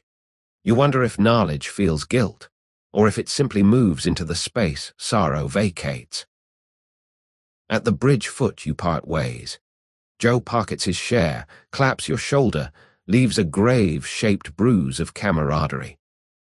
"Same tomorrow?" he asks. You hear yourself say yes, though the word arrives from a distance, traveler from a country you haven't visited yet. Alone, you trudge rented stairs, wash in a basin that turns the color of weak tea after the first splash. You empty pockets, clay pipe keepsake, tin ring offering, silk twist cartridge from a previous life mystery. You place them on the windowsill like museum exhibits labeled "How I Spent My Night." Outside, dawn ignites chimney pots. The city smells of bread, river, and the faintest hint of earth freshly turned. Somewhere bells ring for early prayers. Somewhere anatomists unwrap your parcels and begin their polite dissections. You lie on the cart, boots still damp, listening to London Wake, and decide that survival is just another word for postponing the moment when someone bags you and carts you off in the name of education. Until then, you'll dig, deliver, and try to keep your face turned away from the lantern long enough to remember what darkness looked like before you started selling pieces of it by the pound. The room is scented with camellia oil and the faint metallic tang of sharpened steel. You kneel on tatami so pristine it looks edible, knees aching in perfect symmetry, while the daimyo lounges on a low dais inspecting his reflection in a hand mirror framed with mother of pearl. His beard is already immaculate, each strand behaving like a well-trained soldier, yet he demands your services anyway. Your job: pluck every hair that dares contradict the ideal jawline. One hair at a time. No tugging. No breaking. No bleeding. If he flinches, you apologize. If you flinch, you apologize. Survival hinges on the steadiness of fingers that haven't stopped trembling since you entered the castle. You bow until your forehead kisses woven rush, then shuffle forward on knees, toolkit balanced on a lacquered tray, bronze tweezers, tiny scissors, a bowl of warm rosewater, and a silk cloth the color of teeth. The daimyo lowers the mirror, nods permission. His face is a landscape you must prune into legend. You dip the cloth, wring it, press warmth against his skin to open pores. He sighs, a small cloud of privilege that smells of pickled ginger and political boredom. The first hair stands ready, solitary, coarse, angled left as if plotting rebellion. You grip with tweezers, pull swift and clean. A soft pop, barely audible, yet the sound ricochets around your skull like temple drums. The hair lies on the tray, curled like a comma ending a very short story. Hour 1 passes measured in single hairs. 37 evictions so far, 0 complaints. The daimyo's expression hovers between meditative and asleep. You allow yourself a micron of relaxation. Mistake. The next hair slides free only halfway, snaps, and the broken tip pings against the bronze mirror. Time freezes. The daimyo opens one eye, ink dark, shining with the calm of someone who could order your execution before his tea cools. You bow so low your nose flattens on tatami, inhale dust older than your prefecture. Silence stretches. Then he chuckles, a sound like silk being sliced. "Careful, little gardener," he murmurs. "Even bonsai bite when over-pruned." You murmur agreement, pulse hammering Morse code for stupidity, and switch to a finer tool. Between extractions, you study the room, searching for anything softer than destiny. Painted screens depict herons wading through reeds, their eyes follow your tweezers, judging. A single incense stick burns, a losewood and camphor, its smoke forming lazy spirals that look like nooses if you stare too long. You don't stare. Instead, you count heartbeats, aligning them with the incense's fall of ash. Every pluck becomes a meditation. I am here, you are hair, we are temporary. The daimyo's skin flushes faintly from rosewater friction, glowing like parchment held to flame. You envy the glow. Your own complexion must be the color of uncooked tofu by now. Lunch is theoretical. Servants bring miso soup, grilled trout, pickled plums arranged like tiny purple suns. The daimyo eats. You watch hunger crawl around your ribs and apologize for interrupting. He offers a plum. You accept with both hands, bowing between bites. The sourness hits like sunrise, reminding you saliva still exists. You pluck while he chews, timing movements to the rhythm of his jaw so tweezers and molars never clash, a duet of grooming and gastronomy. A hair comes free exactly as he swallows. The synchronicity feels fated, or at least resume worthy. Afternoon deepens. Light through paper doors turns gold then amber, sliding across the tatami like a silent tide. The daimyo dozes, chin drooping. You work the underside of his jaw, an area requiring surgical humility. Each follicle here is guarded by nerve endings with diplomatic immunity. You brace elbows against your own thighs to eliminate tremor, breathe out, pull. He doesn't stir. Confidence tiptoes back. You imagine telling this story someday, how you trimmed tyranny while it napped, though you suspect storytelling rights evaporate the moment you exit the castle gate. Still, the fantasy warms you cooler than the incense smoke curling above. Then comes the mystery. While wiping the skin, you notice a single hair that wasn't there an hour ago, white, almost luminous, growing from the exact center of his chin cleft. It stands proud, thicker than the rest, catching lamplight like a filament of star. You pluck, it resists, tug of war between bronze and bone. Finally it yields, but the root brings a tiny bead of blood, perfect crimson sphere balanced like a miniature sun on the tip. The daimyo's eyes snap open. Time stops breathing. Blood wells, trembles, rolls. You wait for the shout, the summons of guards, the whispered order to kneel on a mat suddenly repurposed for head removal. Instead he touches the bead, studies the stain on his fingertip, and smiles, a small, private smile that invites you into conspiracy. Even mountains leak if you dig deep enough, he says. You have found my fault line. Guard it well. He closes his eyes again, leaving you suspended between execution and promotion. You press the rosewater cloth to the pinprick. It stops bleeding faster than gossip travels. The white hair lies on the tray, curled like a question mark. You consider keeping it, proof of survival or of imperfection glimpsed. But superstition warns against trophies of near death. You drop it into the bowl, watch it sink beneath camellia oil, a tiny surrender flag swallowed by scented peace. The session resumes, slower now, each pluck an oath of gentleness. You count remaining hairs, 12. You count remaining years of your life, incalculable, dependent on follicles. Dusk arrives painted in lavender. The daimyo rises, stretches, inspects his jaw in the mirror. Smooth as porcelain, a landscape tamed. He nods approval, dismisses you with a flick of fingers heavy as anchors. You bow, shuffle backward until tatami turns to floorboards. Only outside the sliding door do you stand, legs trembling, lungs remembering they enjoy full expansion. A guard escorts you through corridors that smell of cold iron and night-blooming jasmine. At the gate, he hands you a silk pouch, payment in silver coins stamped with the daimyo's chrysanthemum crest.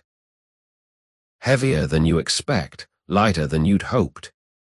You bow, he bows. The gate closes with a click like tweezers meeting. Night air tastes of pine and ordinary danger. You walk the empty street, touch the pouch, feel the coins clink, a metallic heartbeat against your hip. Somewhere inside the castle, the white hair drifts in oily darkness, waiting for tomorrow's servant to discard it.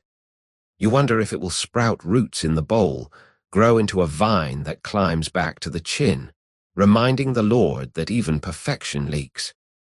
You wonder if tomorrow you'll be summoned again, or if the mountain will choose a new gardener.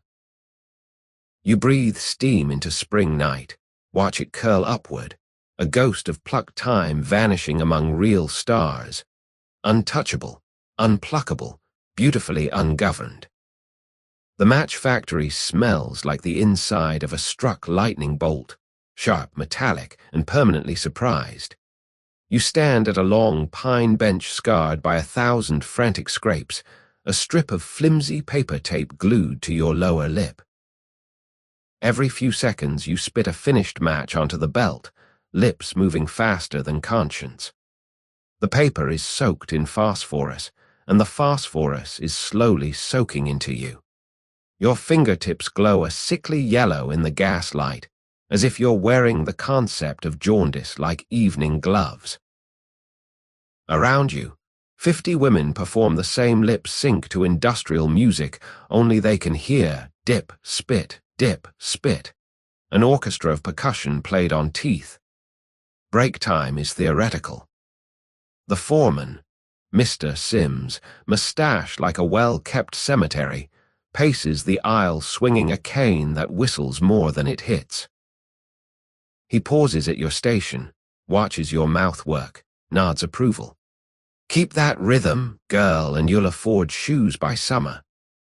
You want to tell him you'd prefer lungs by autumn, but speech costs matches and matches cost pennies and pennies cost survival, so you dip and spit. The phosphorus tastes of garlic and regret, a flavor that crawls into every burp for days. You remember your mother saying, "Don't put that in your mouth," about practically everything. Apparently she never met a chemical wage. Morning slides toward noon measured in jaw cramps. The bench vibrates from machinery downstairs, saws cutting cedar into slivers, hoppers shaking sulfur into trays. Each vibration travels up the wood into your elbows, so your whole skeleton keeps time with profit. Your lower lip numbs first, then the gums, then the tip of your tongue, as if your face is practicing its own funeral. You've developed a game. Guess the hour by how much of your mouth no longer belongs to you. By your estimate, it's 11-ish when the first nosebleed arrives, a bright red exclamation point on the white paper belt. You wipe it away with the back of your hand, leaving a comma. Grammar of decay. Lunch is a crust of bread and an onion small enough to hide in a fist. You eat in the yard under a sky the color of laundry rinse. Other girls compare symptoms like trading cards, nosebleeds, jaw swelling, teeth that glow in the dark when they yawn. One shows off her newest party trick. She can strike a match on her smile. She demonstrates. The match flares. Everyone applauds weakly. You laugh, then stop because laughing loosens teeth. A breeze carries factory smoke overhead, forming a question mark that dissolves before anyone can answer it. Back inside, the afternoon heat intensifies the stink of sulfur and human effort. Your eyes water so steadily you could grow rice on your cheeks. You switch stations. Today you're on dippers, plunging naked sticks into the phosphorus bath. The vat glows pale green, like witch light seen through thin curtains. Steam rises, kisses your face, leaves freckles of fire. You wear no gloves, they cost extra and slow the rhythm. Instead, you rely on speed and prayer, dipping hundreds of matches per hour, each one a potential spark, each one a potential lawsuit that hasn't been invented yet. The vat hisses approval, a cat licking its chops. Then comes the mystery. While skimming scum off the phosphorus surface, you fish out a locket, cheap tin hinged shut. You glance around. No one's watching, so you wipe it on your apron, pop it open. Inside, a miniature portrait of a woman, and tucked behind that, a folded scrap of paper inked with a single sentence, "Strike me when justice dries." You read it 3 times, lips moving, tasting phosphorus and prophecy. The portrait's eyes seem to track you, pleading. You slip the locket into your pocket, feel it warm against your thigh, a tiny furnace of unknown mission. Maybe it fell from a previous dipper. Maybe it was placed, a message in a chemical bottle. You return to work, but the sentence keeps striking inside your head harder than any match ever could. 4 o'clock brings the first cramp, a Charlie horse in your calf that drops you to one knee. Sims appears instantly, cane tapping like a metronome. Up, girl. Time is money and money don't kneel. You rise, limp back to the belt, finish the shift with one leg bouncing like a sewing machine needle. The locket burns through fabric, branding guilt or purpose onto skin. You imagine striking it someday, seeing what kind of fire justice makes when it finally catches. For now you dip, spit, each match a small stick of potential arson against tomorrow. Evening whistle, a pipe shrill enough to cut bread, signals release. You file outside, faces glowing faintly in the dusk, a procession of human fireflies. The foreman hands out wages, coins warm as fresh biscuits, tainted by the same hands that swung the cane. You tuck them into a purse that already smells of sulfur and onions. Walking home, you pass a newsboy shouting about strikes in Manchester, about Parliament debating factory laws, about a girl in Birmingham whose jaw rotted so thoroughly doctors pulled it out in pieces. You touch your own jaw, feel it solid, wonder how long solidarity takes to travel south. At your rented room, you strike a candle, an ordinary one, not factory-made, and examine the locket in better light.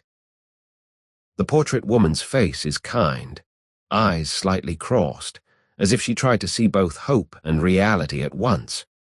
You unfold the paper again, "Strike me when justice dries." You whisper it aloud. The candle flame leans toward you, eager. You hide the locket under your mattress, wash your face in a basin that instantly clouds yellow. In bed, you listen to the factory whistle across the dark, a distant bird calling mates to nest. You think of matches, of mouths, of fires that start in lungs before they reach air. Sleep arrives smelling of phosphorus and promises, and in your dreams every match you dipped becomes a tiny torch marching toward a horizon that finally catches fire and keeps burning long after the shift ends. The deck rolls under you like a drunk trying to remember how floors work. You grip the rail, actually a repurposed pike, and watch the ocean heave slate-gray mountains that collapse into valleys of foam. Somewhere off the port bow, the Spanish Armada sleeps on the horizon, a crescent of wooden castles waiting for wind and guard to sort out the future. Your job, powder monkey, cabin boy, explosive errand runner. Translation, you fetch gunpowder kegs taller than your entire childhood and deliver them to cannons that weigh more than your future. You are 12, maybe 13. Birthdays are flexible when you're an afterthought in someone's war budget. Your uniform is whatever didn't rot on the last voyage, a shirt that once belonged to someone probably dead, breeches held up with a length of signal rope, and shoes that share a conspiracy to head in opposite directions. Around your neck hangs a slow match, hemp cord soaked in saltpeter, smoldering like a patient cigar. It's supposed to light cannon fuses. It also lights your dreams, which smell permanently of burning rope and wet dog. You run barefoot across oak planks seasoned with salt, blood, and the urine of sailors who can't wait for railing. Splinters are citizenship papers here. You collect them with every step. Morning battle stations begin with breakfast. Ship's biscuit hammered into crumbs, mixed with water, swallowed before imagination reminds you what weevils look like. You eat fast. Gunnery waits for no pallet. The gunner, Master Hawley, arms like anchor chains, points at a pyramid of kegs lashed to the mainmast. "Start small, work large," he barks. You shoulder a keg marked 4LB, feels like lifting a cow stuffed with sand, and waddle toward cannon number 6 on the lower deck.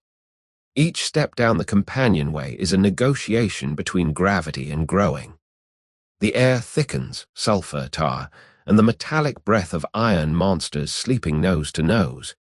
Below deck, daylight arrives through gun ports the size of cathedral sins. Cannon 6, named Sweet Susan in ironic affection, yawns black-mouthed, already hungry. You place the keg, pry the lid, scoop powder into the cloth charge. The scoop is copper to avoid sparks. Your hands are human to avoid nothing. Grains stick to sweaty palms, sneak under fingernails, tattoo themselves into lifelines.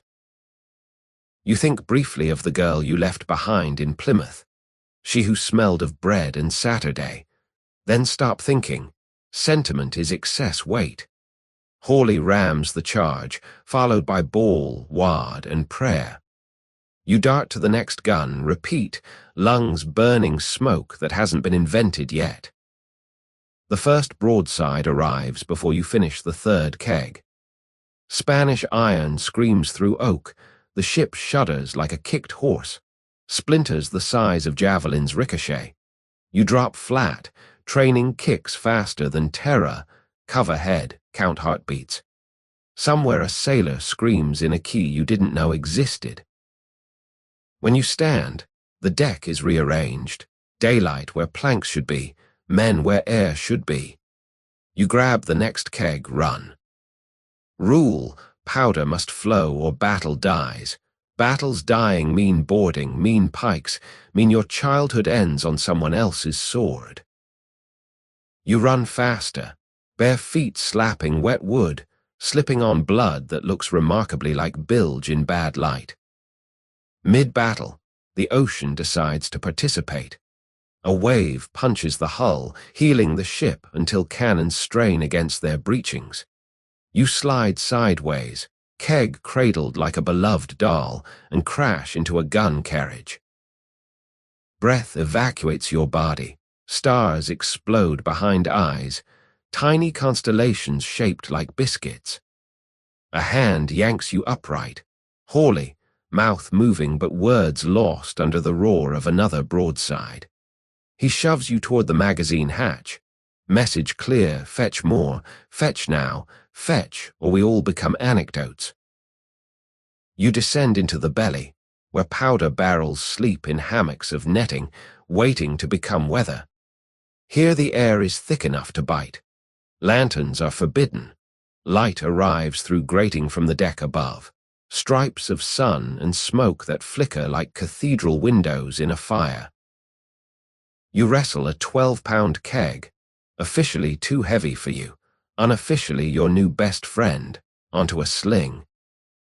As you turn, a Spanish shot punches through the hull. A shaft of daylight appears beside your head, large enough to pass theology through. Splinters spray. One kisses your cheek, leaves a burn that will become a dimple of scar people will call cute without knowing its origin. The keg remains intact. You decide this is love. Back topside, the world has rearranged again. Sweet Susan lies on her side, carriage shattered, crew scattered like chess pieces mid-tantrum. You spot a gap in the rail where a cannon once lived. Ocean now occupies the vacancy, waves licking deck like curious tongues. You hesitate, direction is a luxury. But Hawley's voice cuts through smoke. Number 12, starboard aft. You obey, keg bouncing against spine. Number 12 is a demi-culverin, lonely, heart-thirsty. You serve her drink, she belches smoke. Courtship at sea is simple. Around you, men load, ram, fire, swear, a liturgy conducted in the language of recoil. Then comes the mystery. While scooping powder into 12s more, you notice the keg's lid bears fresh scratches. Someone has carved a tiny cross followed by the initials, TM. You glance at the surrounding barrels. Many carry similar marks, different initials, all fresh. A code, a prayer ledger. You recall whispers, sailors who believe powder blessed by private symbols flies truer, burns brighter, kills with cleaner conscience. Superstition on commission. You pocket a loose splinter bearing the letters, promise to ask later. Knowing later may never clear its throat. For now you serve the gun, splinter tucked behind your ear like a flower that blooms only under fire. Noon slides into afternoon measured in recoils. Your shoulders burn, palms blister, bare feet slide in powder spills that look like grey snow. Each trip to the magazine risks everything. One spark from your slow match, one loose ember from a neighbor's pipe, and the ship becomes a sun. You walk carefully, yet fast, an art form no one teaches but war demands. Somewhere in the haze you spot the boy who shared Weevil biscuit with you this morning. He's missing a shoe, face streaked soot, grinning like this is the best fair ride ever. You toss him a thumbs up, he returns it, then vanishes into smoke that swallows him whole. You never learn his surname, you never learn if he has one. Evening approaches disguised as cannon smoke. The armada thins, ships drifting like broken carnival floats. Your voice is gone, replaced by a rasp that feels permanent.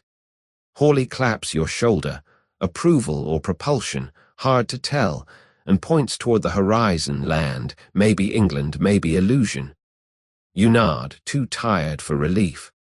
Below deck, you collapse beside kegs now mostly empty, chest heaving powder-flavored air. The splinter behind your ear scratches. You retrieve it, study the initials. Tomorrow you'll ask the gunner, the preacher, the sea itself. Tonight you tuck it into a pouch with the girl's memory, close eyes, and listen to the ship creak like an old house arguing with wind. In your dreams, every keg you carried blooms into a flower of fire, and you pick them one by one, arranging a bouquet that spells I survived in a language only the ocean reads. When dawn arrives, pink and indecently calm, you'll wake barefoot, blistered, and still alive, ready to run powder again, because childhood may be expendable, but the story refuses to be. The bog smells like time's laundry hamper, damp wool, iron rust, and the sweet sour sigh of peat slowly digesting centuries. You stand barefoot at the edge, toes curling into black sludge that promises to keep secrets in exchange for warmth. Your job, collect leeches. Not the dainty pharmacy kind that arrive in glass jars, but the wild, thumb-thick vampires that only the healthiest bribes of blood can tempt. Colonial doctors pay by the ounce. You pay in ankle bites and dignity. The sun is a rumor behind low clouds, the sort that look like they've been wrung out and hung up to dry but never quite made it. Your toolkit is elegantly simple. A clay jar stoppered with cloth, a wooden paddle for gentle persuasion, and your own legs. Advertisement, buffet, and transport all in one. You step in.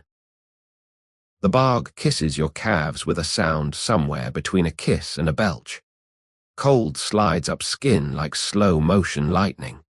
You wade until water reaches the knee, then pause, letting circulation announce you. Leeches detect vibration, temperature, and the particular despair of someone who can't afford a proper trade. You stand still, a human vacancy sign flashing, free buffet, open late. First customer arrives within minutes, a ribbon of black muscle that loops around your shin, testing the real estate value of your veins. You wait until it settles, mouth parts drilling, body swelling like a tiny dark balloon, then slide the paddle beneath and ease it into the jar. 1. The process repeats, only now you're multitasking, welcoming guest 2 onto your thigh while dislodging guest 1 from memory. Some prefer hairless terrain, others enjoy the challenge of navigating shin stubble. You try not to personalize, but it's hard when their exploration feels like intimate cartography. Morning ages into a clock less haze measured in pints. The jar grows heavier, leeches writhing in a slow motion not of appetite. You count 37 harvests so far, each leaving a circle of blood that dilutes into peat water like watercolor on charcoal paper. Your legs itch, then burn, then go numb, a progression you file under acceptable losses. A breeze carries the sound of distant cattle, they low in harmony with your pulse, pastoral soundtrack to mild exsanguination. You wonder if cows donate to mosquitoes the way you donate to leeches, and decide probably not. Cows have better unions. Lunch is theoretical.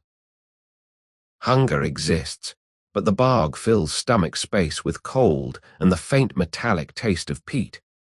You chew a strip of dried apple instead, leaning back on a tussock like a reclining buffet. Leeches love the apple smell.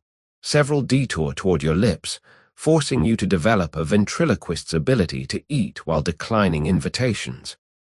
A heron lands nearby, studies your jar, decides the menu isn't avian, lifts off in slow disdain. You envy its exit strategy.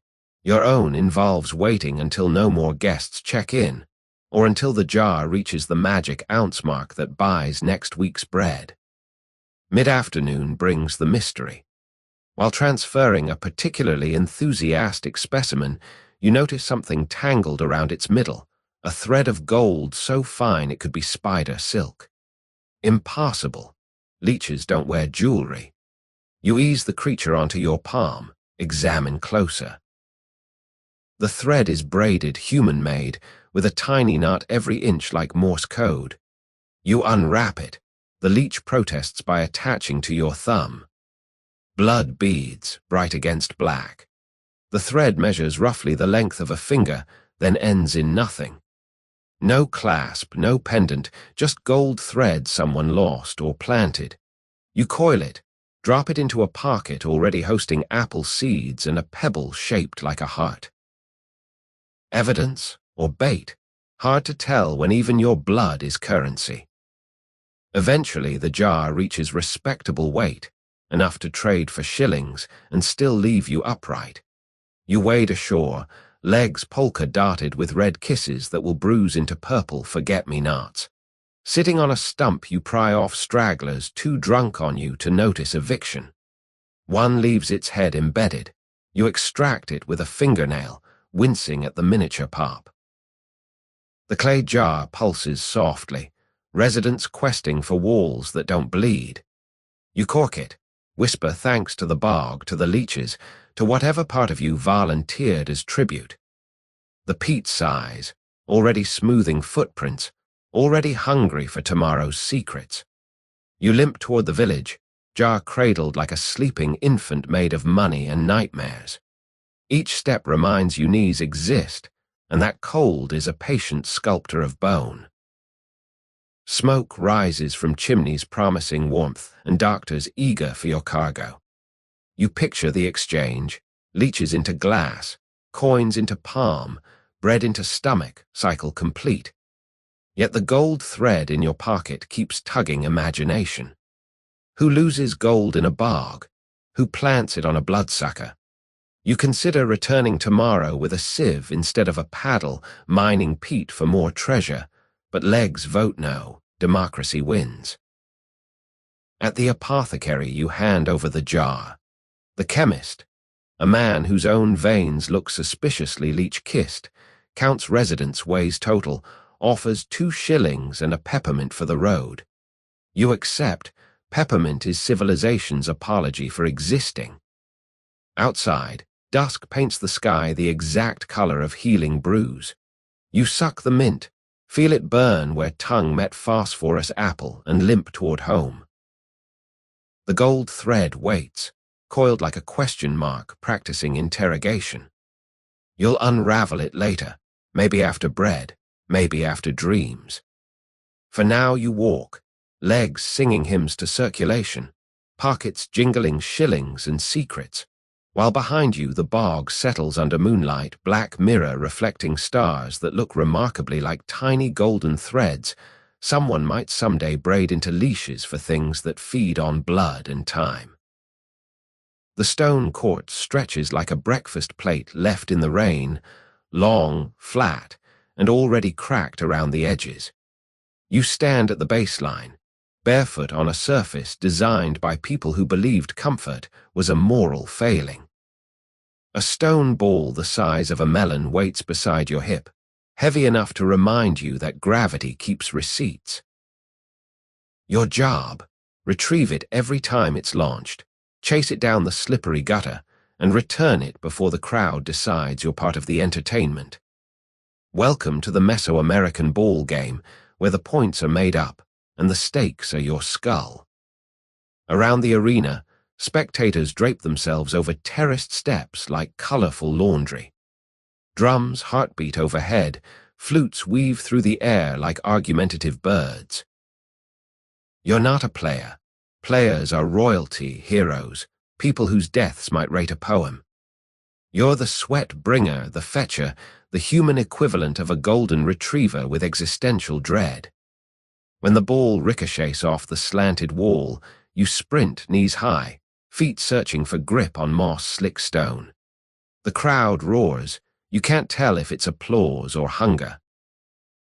Somewhere a priest adjusts an obsidian knife, checking edge the way a sommelier inspects cork.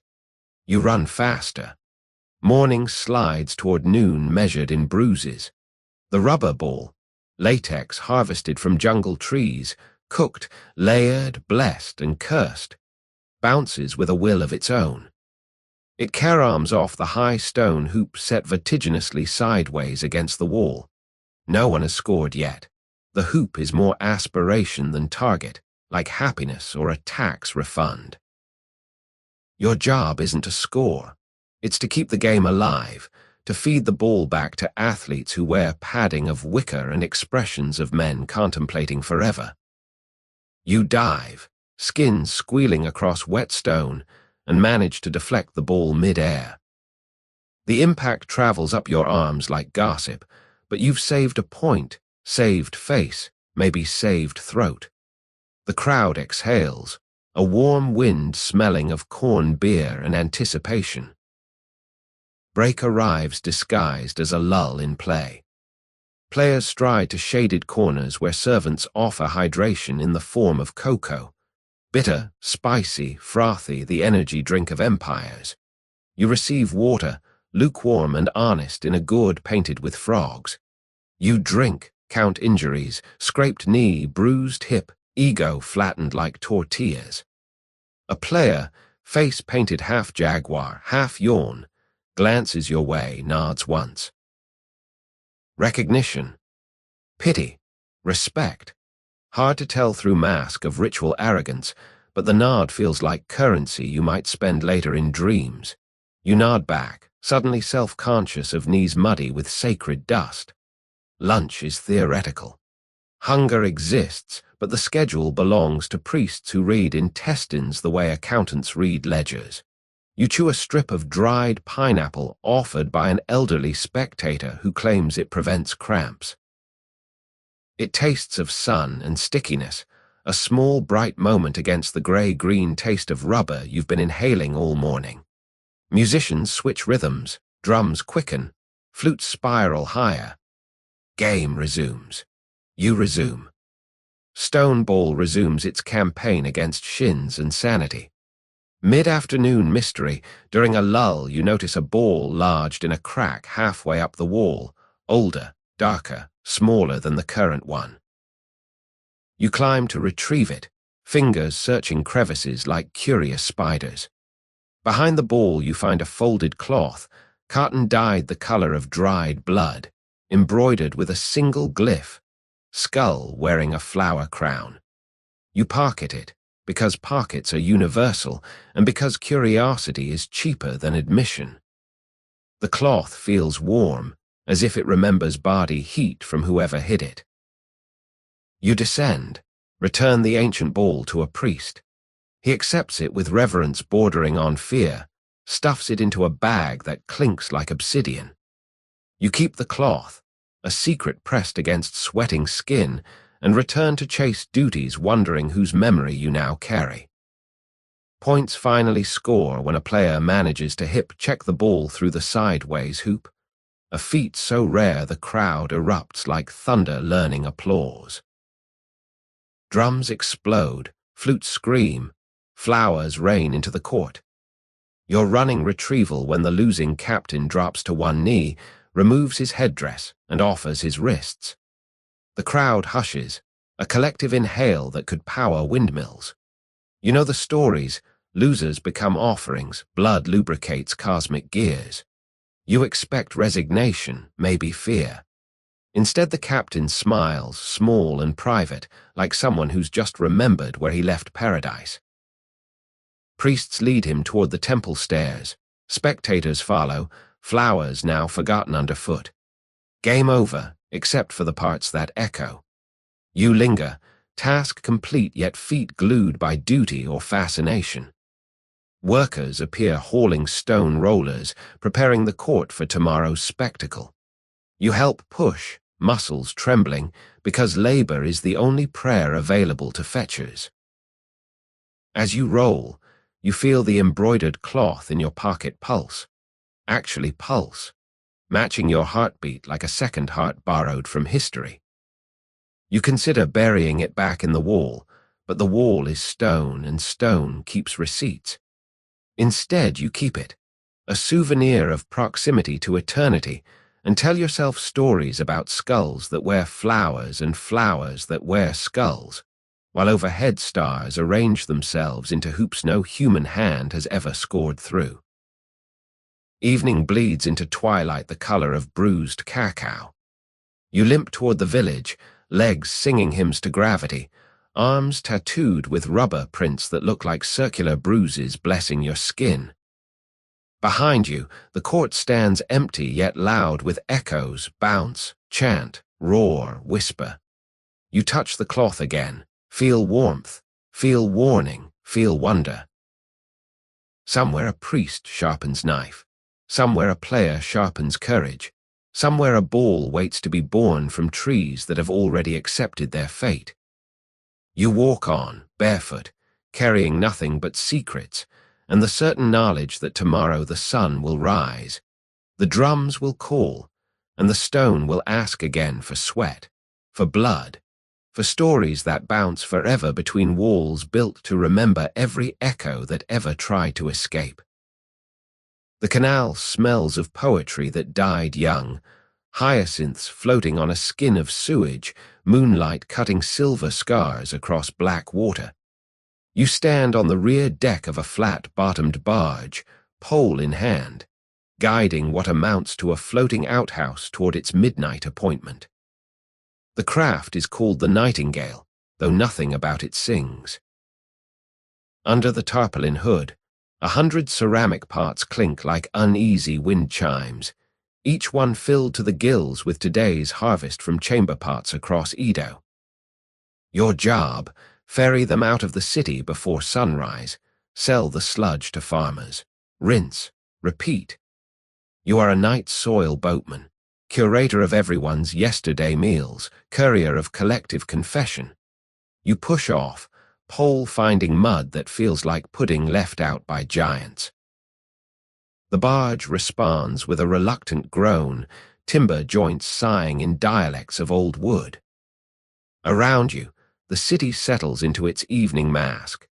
Paper lanterns glowing like butter left too close to flame, sake houses leaking laughter, samurai footsteps clicking curfews onto cobblestones.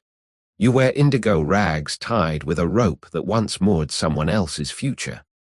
Feet are bare, souls thick as unfinished manuscripts. The slow match tucked behind your ear isn't for tobacco. It's for the lantern you'll need when the moon ducks behind bureaucracy clouds. Rhythm arrives quickly. Push, glide, breathe, smell. The pole drips patterns that vanish before repetition becomes philosophy. Each stroke sends ripples toward bankside willows that bow like shy geishas. From a nearby bridge, a couple tosses flower petals. They land on the film of waste and float, still pretty, still pretending. You pretend, too, that the odor is merely strong tea, that tomorrow will smell of pine and promotion. Under the tarp, parts shift, settling like gossip getting comfortable. A faint vapor rises, carrying ammonia and the ghost of breakfast. You hum to mask it, a lullaby your mother sang about frogs who forget to be afraid of snakes. The frogs would do well here, snakes would drown. Mid-canal, you pass another boat heading inbound. Empty, ready for morning rounds. The steersman lifts a hand in greeting that doubles as apology. You exchange nods, silent as monks who have taken vows against mentioning content. His boat smells of rinsed vinegar, yours smells of everything vinegar tries to forget. The wake of his passing rocks the nightingale, parts clatter louder, as if protesting lack of privacy. You steady with a foot, pole dragging like an anchor made of bad decisions. Somewhere a dog barks, thinks better, stops. The city holds its nose and pretends you don't exist, standard policy for necessary sins. Lunch is theoretical. Hunger exists, but the air is so thick with perfume of decomposition that swallowing feels impractical. You sip water from a bamboo flask, taste hints of mint and regret. A boatside restaurant releases smells of grilled eel. The combination creates a new flavor category you label future nausea. You press on, past alleys where night soil jars wait like loyal dogs for your return. You'll collect them on the way back, topping off cargo for farmers who measure wealth in fertility and fragrance. For now, you focus on delivery, a village 5 rye downstream where fields spread like green quilts stitched with irrigation silver. The canal narrows, overhung by bamboo that creaks secrets. Moonlight filters in stripes, painting the waste water with temporary silver linings, literally. You pole slower, sound travels here and farmers sleep lightly. A heron lands on the tarp, peers at you as if auditioning for poetry, decides the setting is too ironic, lifts off. You envy its editorial control. Underneath, a part tips. A soft splash announces escape. You wince. Spillage means lighter purse, means explaining to farmers why their cabbage patch smells of city indigestion. You make mental note to rinse deck before dawn, knowing rinsing merely rearranges aroma. Then comes the mystery. While steadying the pole, you feel something snag, fabric submerged. You haul, a silk sash, indigo embroidered with white cranes, heavy with water and something wrapped inside. You unfold it on deck, revealing a short sword, wakazashi, still sheathed, handle wrapped in black ray skin. The blade is pristine, but the scabbard bears scratches and a single smear of dried blood near the mouth. You glance around, reeds, moon, no witnesses. You touch the blood, it flakes, older than tonight, younger than legend. Someone wanted this gone, wrapped in elegance, sunk in shame. You consider options, turn it over to authorities, risky. Questions lead to more questions, sell it, risky. Blood has memory, keep it risky, secrets way. You wrap it again, tuck it beneath a bench, decide decision can wait until land. You reach the village by midnight. Farmers emerge from shadows like helpful ghosts, lifting jars, pouring contents into larger vats destined for fields. They pay in copper man warm from palms, thank you with bows that smell of earth and acceptance. No one mentions odor. Etiquette demands pretending waste is merely pre-soil. You pocket coins, feel them clink against unspoken guilt. Before departure, you rinse deck with canal water, watching swirls of diluted night vanish into greater night. The sword stays hidden, a passenger without fare, its cranes folded into darkness like paper birds practicing origami of escape. Return journey is lighter, parts empty, heart heavier. You pole against current, muscles singing hymns to repetition. Dawn leaks pale blue over eastern roofs, lanterns fade, surrendering guard to sunrise. You hum again, softer, a song about herons who remember to be afraid of nothing. The canal smells different now. Morning mud, fresh bakeries, possibilities that haven't yet been used. You pass the bridge where lovers earlier tossed petals. The flowers are gone, but their scent lingers like gossip reluctant to die. You touch the hidden sword, feel cranes through silk, wonder whose shame you ferry along with fertilizer. Back in the city you dock, scrub deck, return parts to collectors who greet you with nods bordering on affection. They pay final coin, pat your shoulder, leave you smelling of success and something indefinable. You walk home past waking markets, past samurai shadows stretching like accusations. In your rented room, you unwrap the sword again. Cranes stare at you, beaks sharp as questions. You oil the blade, find no nicks, only perfect steel hungry for stories. You slide it back, hide it under floorboards alongside copper earnings and the memory of every ripple you ever made. You lie on futon, listen to city yawn, and decide that some cargoes fertilize fields, others fertilize fate. Tonight you carried both. Tomorrow the canal will wait, the parts will fill, and the nightingale will sing again, off-key, necessary, eternal. You close eyes, smell camellia and cut steel, and dream of cranes taking flight from a boat that finally learns how to sing. The tumbril is a shopping cart designed by pessimists. 2 wheels, splintered sides, and a scent that hints at previous passengers who were no longer shopping for tomorrow. You stand behind it, hands on the tailboard, waiting outside Le Conciergerie while Paris wakes up to the sound of its own panic. Your job, wheel traitors, priests, aristocrats, and the occasional unlucky baker to the plaza where the national razor gives history a close shave. You are a driver of destinies, though the destinies have already been decided. You just provide the Uber ride to the after-party. Dawn is the color of weak coffee, strained through clouds that look like they've been up all night worrying. You wear a tricolor armband to prove you're on the right side of the blade, and a coat that once belonged to someone who probably discovered the wrong side. Your boots leak philosophy with every step, mostly existentialism, a little damp sock. Around you, 3 other tumbrils idle in a line that feels like a parade organized by someone who lost the budget for balloons. Citizens gather, chatting, munching bread that smells of normal life, as if watching people roll toward death is simply breakfast theater. First passenger of the day arrives escorted by 2 National Guardsmen whose mustaches look embarrassed to be here. She's a seamstress, they say, though her crime is stitching the wrong flag. White instead of blue, white, red, an honest mistake if honesty were currency. She climbs into the cart, sits on the plank, hands neatly folded like she's waiting for a fitting. You nod, She nods back, polite as Sunday. You flick the reins. The mule, Jacques, perpetually sighing, leans into the harness. Wheels creak, crowd murmurs, and you roll toward destiny at the speed of regret.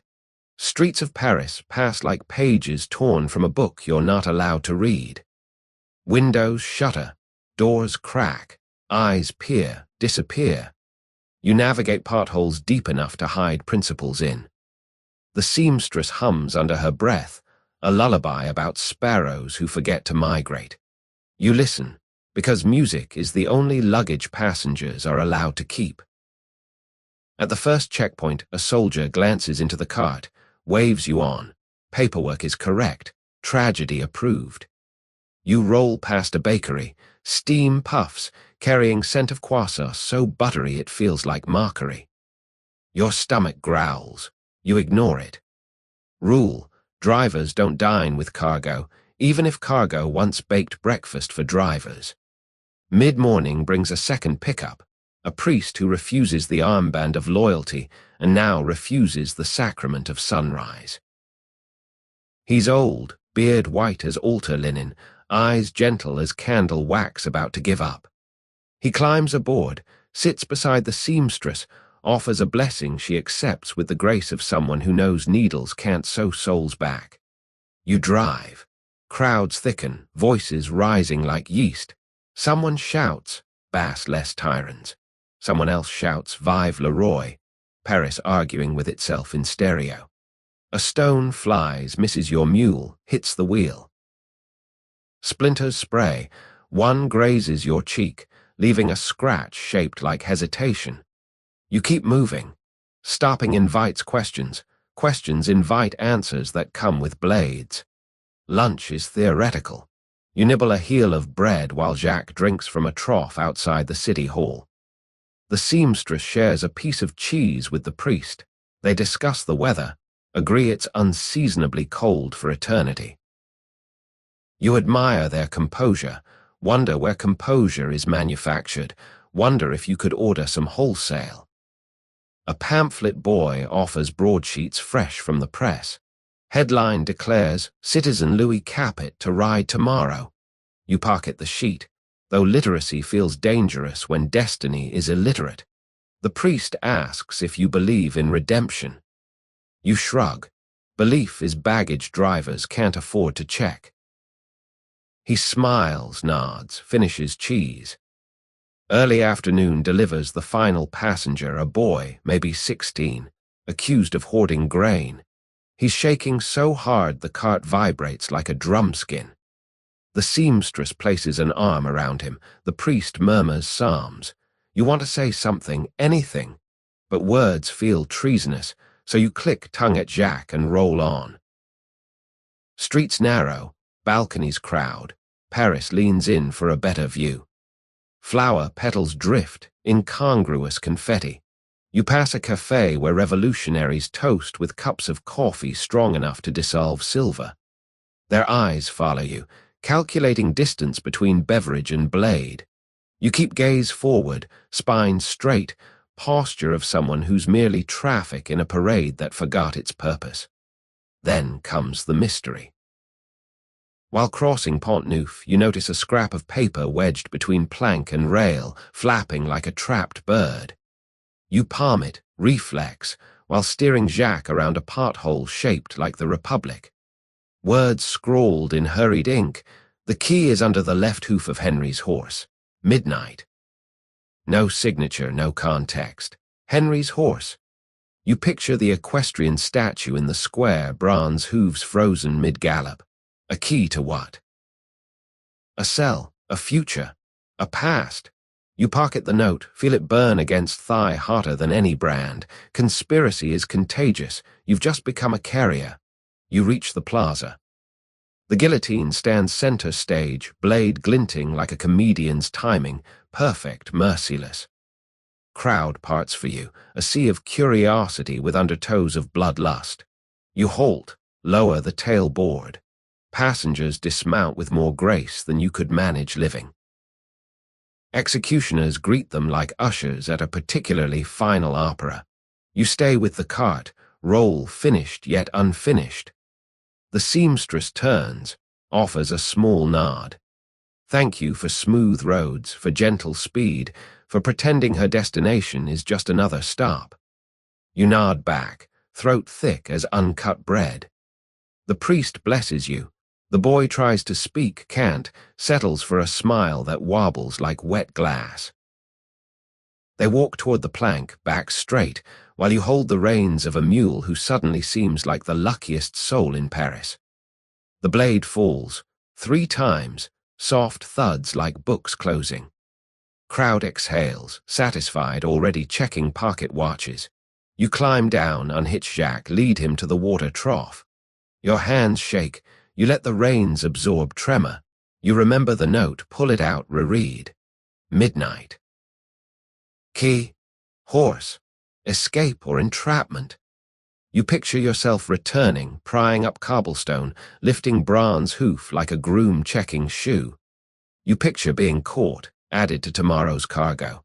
You picture driving an empty cart forever, passengers gone but weight remaining. You splash water on your face, taste iron, decide decisions can wait until moonrise. You head home through streets scrubbed clean by twilight. Shops close, cafes reopen as salons of aftermath. You pass the statue of Henry, hooves firm, secrets presumably beneath. You nod good evening, feeling absurdly conspiratorial. At your rented room you lie on straw, boots still on, note clenched like a ticket to a play that may never open.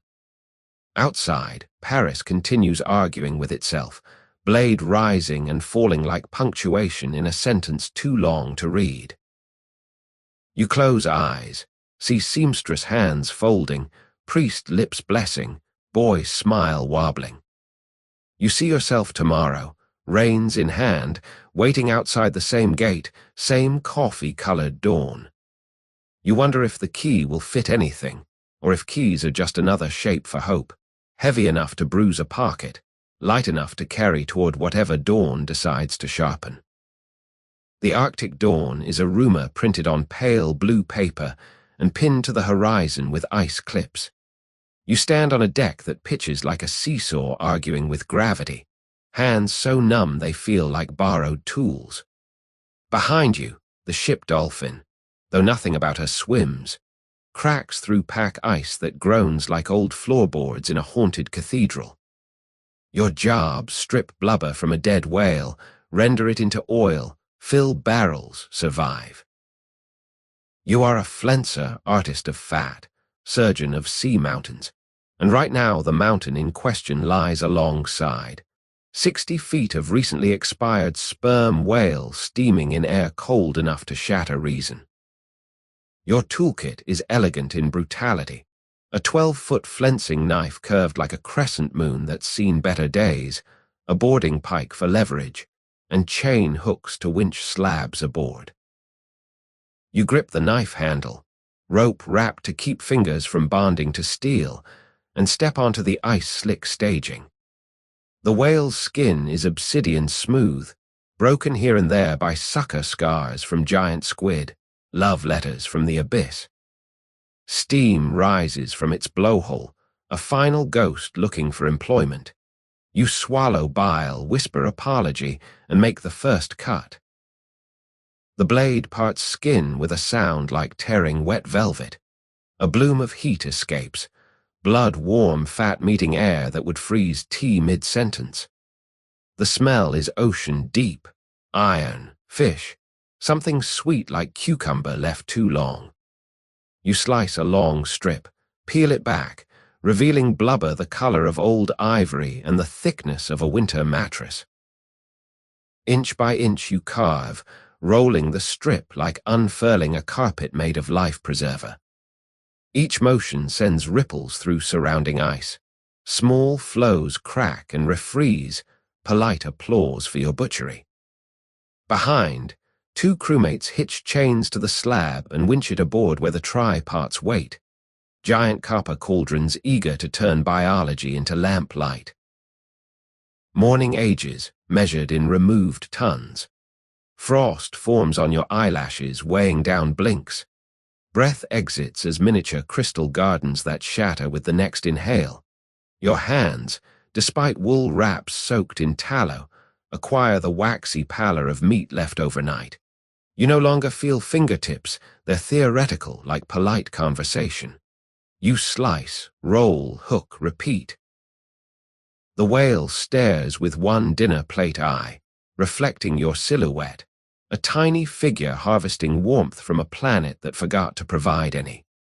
Somewhere in the reflection you swear the eye blinks, but it's only the ship rolling, or maybe your conscience listing. Lunch is theoretical. The thought of food battles the smell of rendered fat, and smell wins by technical knockout. You sip weak tea from a tin cup, steam freezing on rim before it reaches lips. A shipmate offers salt pork. You decline, imagining blubber-flavored bacon. Instead, you chew a strip of dried apple that tastes like distant orchards and poor decisions. Around you, men joke in languages of frost, English, Dutch, a vowel-heavy Norwegian that sounds like someone gargling glaciers. Laughter puffs white, drifts, vanishes. The whale continues steaming, slower now, as if cooling to the idea of becoming currency. Afternoon brings the mystery. While peeling a particularly thick blanket near the whale's flank, your knife clangs against something hidden inside the fat, hard, metallic. You cut wider, revealing a spearhead, iron, barbed, black with age. It's embedded deep, swallowed by the whale years ago, maybe decades, maybe centuries. You extract it, blood and oil slicking the surface into mirror. The spearhead is of a design older than any you've seen, runic curls, a shaft hole worn smooth by digestive time. You pocket it, because pockets are impartial historians, and because curiosity is warmer than common sense. The whale doesn't object. Its eye holds only winter now. Evening approaches disguised as cannon smoke clouds. The deck is piled with blubber rolls resembling giant pasta left out by negligent guards. Tripots bubble below, sending up greasy smoke that coats rigging like varnish on a bad mood. You haul slabs until shoulders threaten secession. Each lift is negotiation with gravity, which has grown smug with distance from equator. Your boots, chunks of frozen leather, skate on blood slickboards. You fall once, hip meeting ice with a sound like dropped firewood. Pain arrives late, cold having delayed mail service. You stand, resume, because stopping invites frostbite to move into your bones and rearrange furniture. Dusk finally bleeds into the scene, painting horizon the color of healing bruise. The whale is now a skeleton wearing a coat of torn flesh, architecture exposed to twilight. You help pitch bones overboard. Massive jaw, vertebrae like millstones. They hit water with thunderous splashes, sending up geysers that freeze mid-air into brief crystal gardens before shattering back to brine. The ocean closes over its former monarch, polite but unimpressed. You lean on rail, watch steam ghost upward from your own lips, imagine it joining the whale's last breath somewhere above the masts. Spearhead in pocket pulses against thigh, a cold heartbeat from history. Supper is served below, salt beef hardtack, tea strong enough to dissolve spoons. You eat mechanically, tasting nothing. Hands tremble around cup. You wrap them in steam, willing warmth to penetrate flesh that feels borrowed from a statue. Men talk of home. Kent orchards, Amsterdam canals, wives who may or may not wait. You contribute nothing. Home is a concept that froze solid somewhere around latitude 70.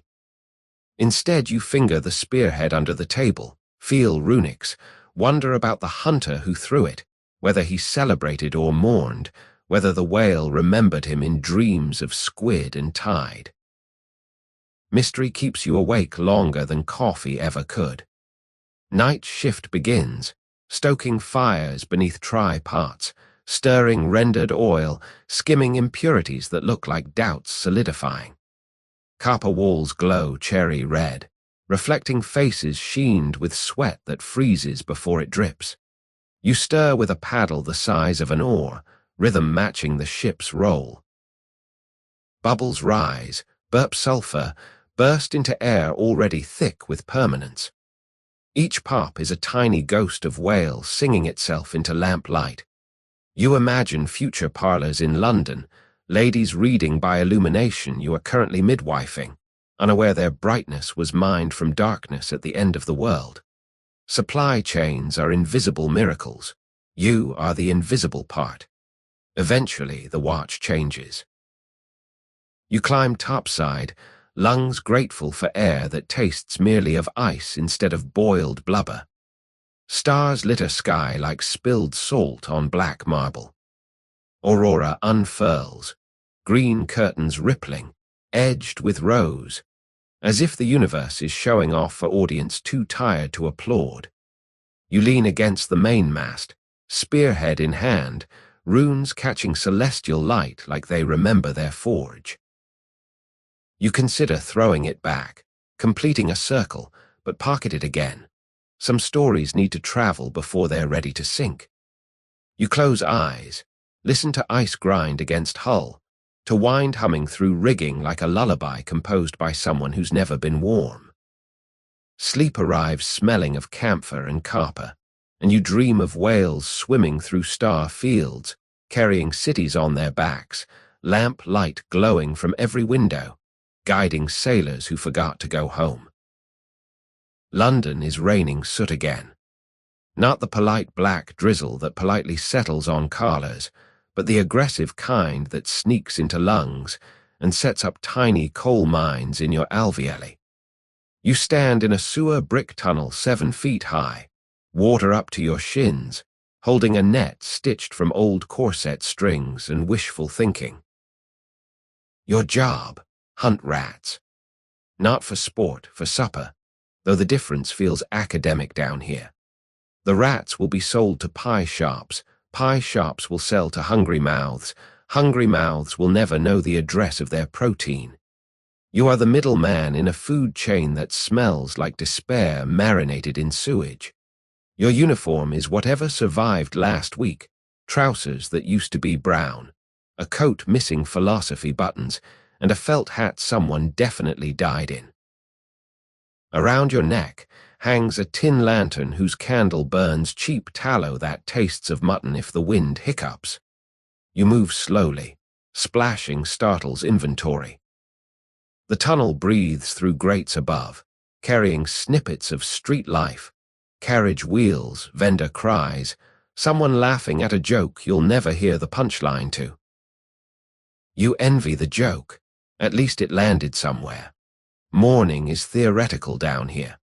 Time is measured in drip rates and the distant clank of underground trains that don't stop for passengers like you. You spot your first quarry, a rat the size of a respectable loaf, eyes glowing like embers someone forgot to extinguish. You swing the net, scoop, flip. The rat lands inside with a thud that sounds oddly final. You transfer it to a wicker basket lidded with a slate tile. One down, dozens to go, quotas are generous when the product is vermin. The rat glares. You glare back, solidarity diluted by hunger. You shuffle deeper, water deepening to mid-thigh, cold enough to make you reconsider legs as a concept. The brick walls weep mineral tears that taste metallic when you accidentally lick your lips. Every so often a surge of flush water from street drains sends rats scurrying like shareholders after bad news. You net 3 in one swipe, feel briefly heroic, then remember heroes don't usually smell like fermented socks. The basket grows heavier, a writhing purse of squeals. You hum to mask the sound, an old sea shanty about drowning that feels on brand. Lunch is a crust carried in a pocket that used to be dry. You perch on a ledge where sewer water forms a tiny waterfall, London's idea of ambience. Bread tastes of mold and tallow smoke. You eat anyway, because calories are calories, even when garnished with existential dread. A rat watches from a pipe, whiskers twitching like gossip. You toss a crumb, it accepts, darting closer. For a moment your colleagues at a conference nobody RSVP'd to. You finish eating, wipe hands on trousers, resume hunt. The crumb eater follows at a distance, perhaps hoping for dessert or perhaps auditioning for pet status. You name him Soot, because originality is a luxury. Afternoon slides by measured in squeals and the gradual numbness of everything south of spine. You've lost count. Basket is full, rats stacked like furry lasagna. Your knees creak like old floorboards rehearsing retirement. Then you spot the mystery, a rat unlike the others. White, albino, pink eyes glowing like twin lanterns in a snowstorm. It watches you from a broken pipe, unafraid, almost regal. Around its neck, someone has tied a red thread so thin it's visible only when the candle flares. You freeze. White rats are legend down here, omens, escaped pets, or experiments gone feral. You approach slowly, net raised. The rat turns, revealing a tag attached to the thread, a scrap of parchment inked with a single word, remember. Remember what? You pocket the tag, because pockets are impartial archivists, and because curiosity is warmer than common sense. The albino vanishes into darkness like a thought you're not ready to think. Evening approaches disguised as drip echo. You navigate back toward the exit grate, basket dragging like a bag of reluctant applause. The climb up the iron ladder is a negotiation with gravity, rats inside protest relocation. You emerge through a manhole into twilight that tastes of coal smoke and relative civilization. Street urchins gather, eager to help, for a fee. You pay them in stories and one actual coin. They carry the basket to the pie shop back door. The baker pays you in copper warm as fresh blood, nods approval at the squirming contents. You don't ask about recipes. He doesn't ask about tunnel addresses. Transaction complete, everyone pretends dinner isn't happening. You limp toward the Thames, wash hands, face, soul, though some stains are instructional. The water is black with sunset and factory runoff. Ripples swallow rat blood, rat ink, rat mystery. You pull out the parchment tag, read again. Remember. Remember hunger. Remember humanity. Remember that every pie has a filling someone would rather not discuss. You pocket it again. Feel it pulse like a tiny second heart practicing memory. Behind you, London lights flicker on, gas lamps reflecting in river like stars that gave up on heaven and settled for street corner gigs. You walk home, legs trembling, purse clinking, pocket burning. Supper is bread and cheese eaten in a room that smells of tallow and yesterday. You lie on straw. Listen to upstairs neighbors argue about money, about marriage, about whether the meat tasted funny. You touch the tag, feel paper softer than rat fur, harder than truth. Sleep arrives smelling of camphor and cut-rate ambition, and you dream of albino rats leading armies through tunnels, each wearing a red thread, each whispering remember in voices that sound like your own. When dawn leaks through shutters, you'll wake, descend again, hunt again, because rent is rent and pie is pie and history is just another word for repeating the recipe until someone asks for the ingredients. Until then you breathe, count copper coins, and let the city above you pretend it doesn't smell what the city below is cooking. The prairie is a cracked dinner plate baked too long in an oven without thermostat. You stand at the edge of what used to be a town, watching the sky practice its impression of a sand blender. Wind hurls dust into your eyes, mouth, soul, filing you down to a nub of perseverance.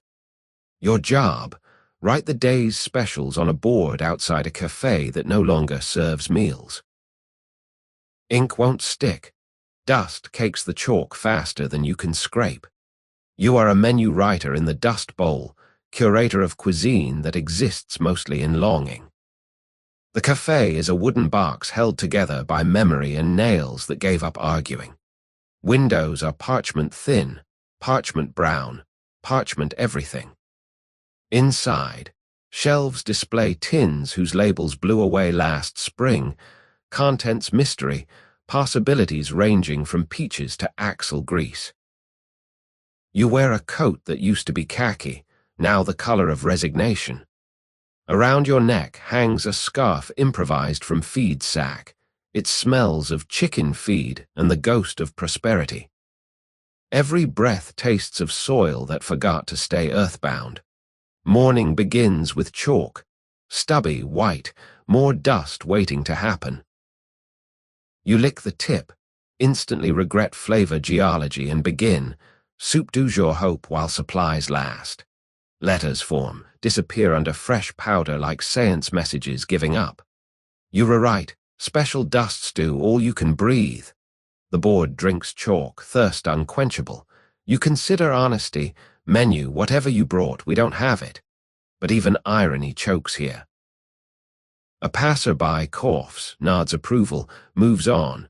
Applause is theoretical when lungs are busy filing complaints. Lunch is theoretical. The cafe owner, Mrs. Callahan, face mapped with cracks like dried riverbed, offers a cup of water cloudy with sediment. You accept, sip, feel grit settle between teeth like unwanted guests planning to stay. She apologizes for lack of food. You apologize for lack of appetite. Conversation is cuisine enough, seasoned with shared resignation. Outside, wind picks up, orchestra tuning its strings of dust. You return to the board, write, dessert tomorrow pie, slice available tomorrow. Chalk squeaks, a sound halfway between laughter and scream. Afternoon ages measured in layers of powder. Your handwriting becomes archaeological, earlier menus ghost beneath new attempts, a palimpsest of hunger. You try color, red chalk borrowed from a schoolhouse that closed when the teacher blew away, figuratively, though you wouldn't rule out literally. Special red velvet mirage. The red turns brown within minutes, same color as everything else. A small boy watches, eyes wide as empty plates. You hand him the chalk, he draws a sun wearing a smile. Wind erases grin first, then sun, then boy's hope. He coughs, returns chalk, walks away. You add, kids eat free, bring your own childhood. Mid-afternoon brings the mystery.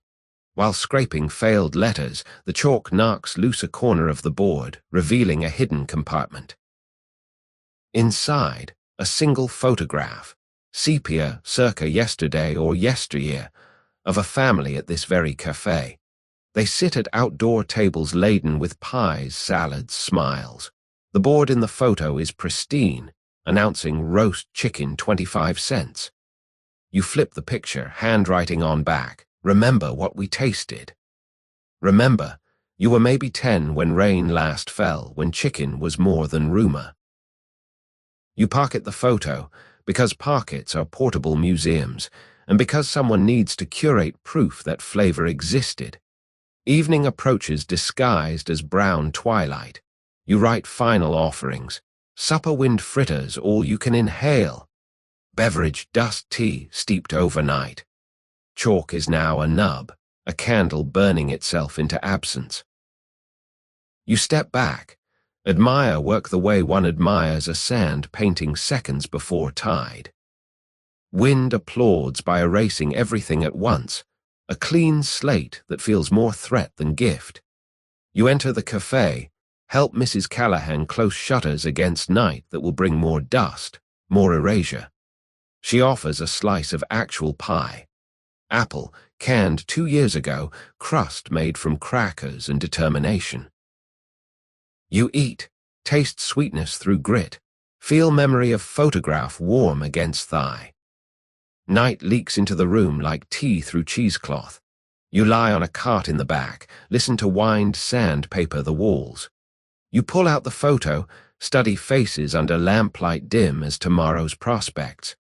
Their smiles look genuine, their plates full, their sky absent of airborne soil. You whisper thank you to whoever hid proof of before, promise to add new line tomorrow. Daily special memory pie while memory lasts. Outside, dust continues its rewrite of geography, but inside your pocket, a small square of paper refuses to vanish.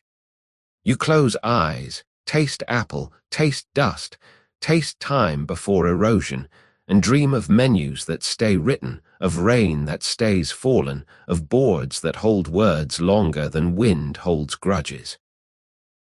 When dawn leaks through cracks, you'll rise, chalk in hand, and try again. Because hunger is hunger, but hope is a special that never runs out, even when the plate is empty. The trench smells of copper pennies left out in the rain. You stand ankle-deep in chalky porridge that used to be dirt, knees locked to keep the shudder from climbing higher. Overhead, the sky is a ceiling of smoke held up by artillery brackets. Your job, dig a latrine. Not a heroic latrine, just a slit trench long enough for 20 men to squat abreast, while shells rehearse the end of the world in the next field. You are the latrine digger of World War I, curator of temporary dignity, architect of holes that may become graves if the line moves faster than bowels. Your toolkit is democratically simple. A short-handled spade whose blade is worn to a smile, a sandbag for hauling excavated chalk, and a candle stub wedged into a bully beef tin for when night forgets to bring stars. You wear a helmet that someone else died in yesterday. There's a dent shaped like a thumbprint just above the rim. Around your neck hangs a gas mask satchel. The mask inside smells of rubber and someone else's panic. Every breath you take tastes of cordite and the metallic tang of adrenaline that never quite leaves the tongue. Morning arrives disguised as a lull.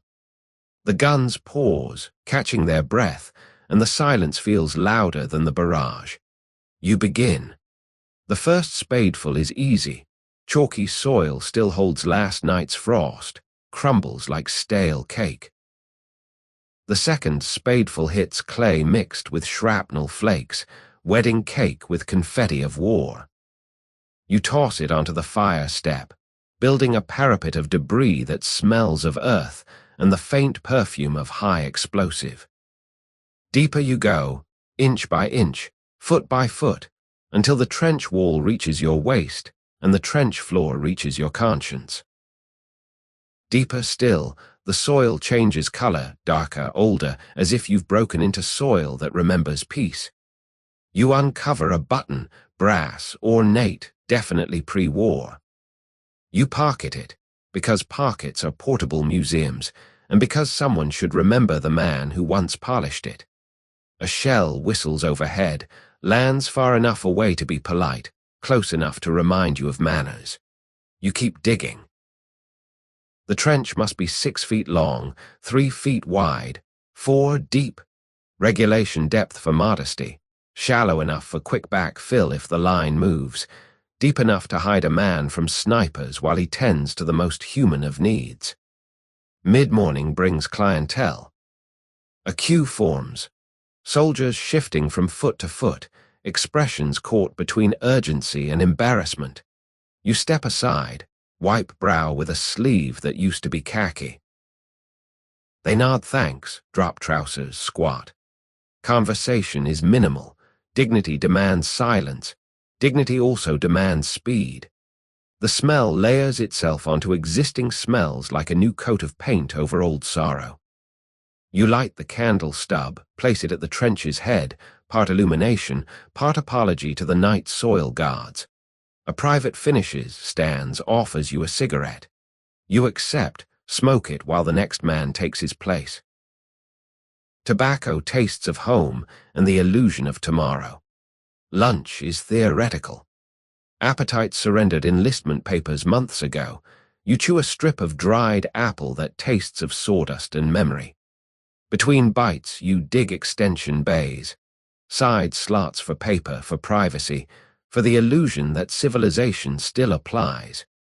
A rat appears, bold, fat on rations that fell from pockets mid-squat. You toss a clod. It retreats, insulted. Somewhere up the line, a machine gun clears its throat. You duck instinct, then laugh. Laughing at death feels safer than negotiating.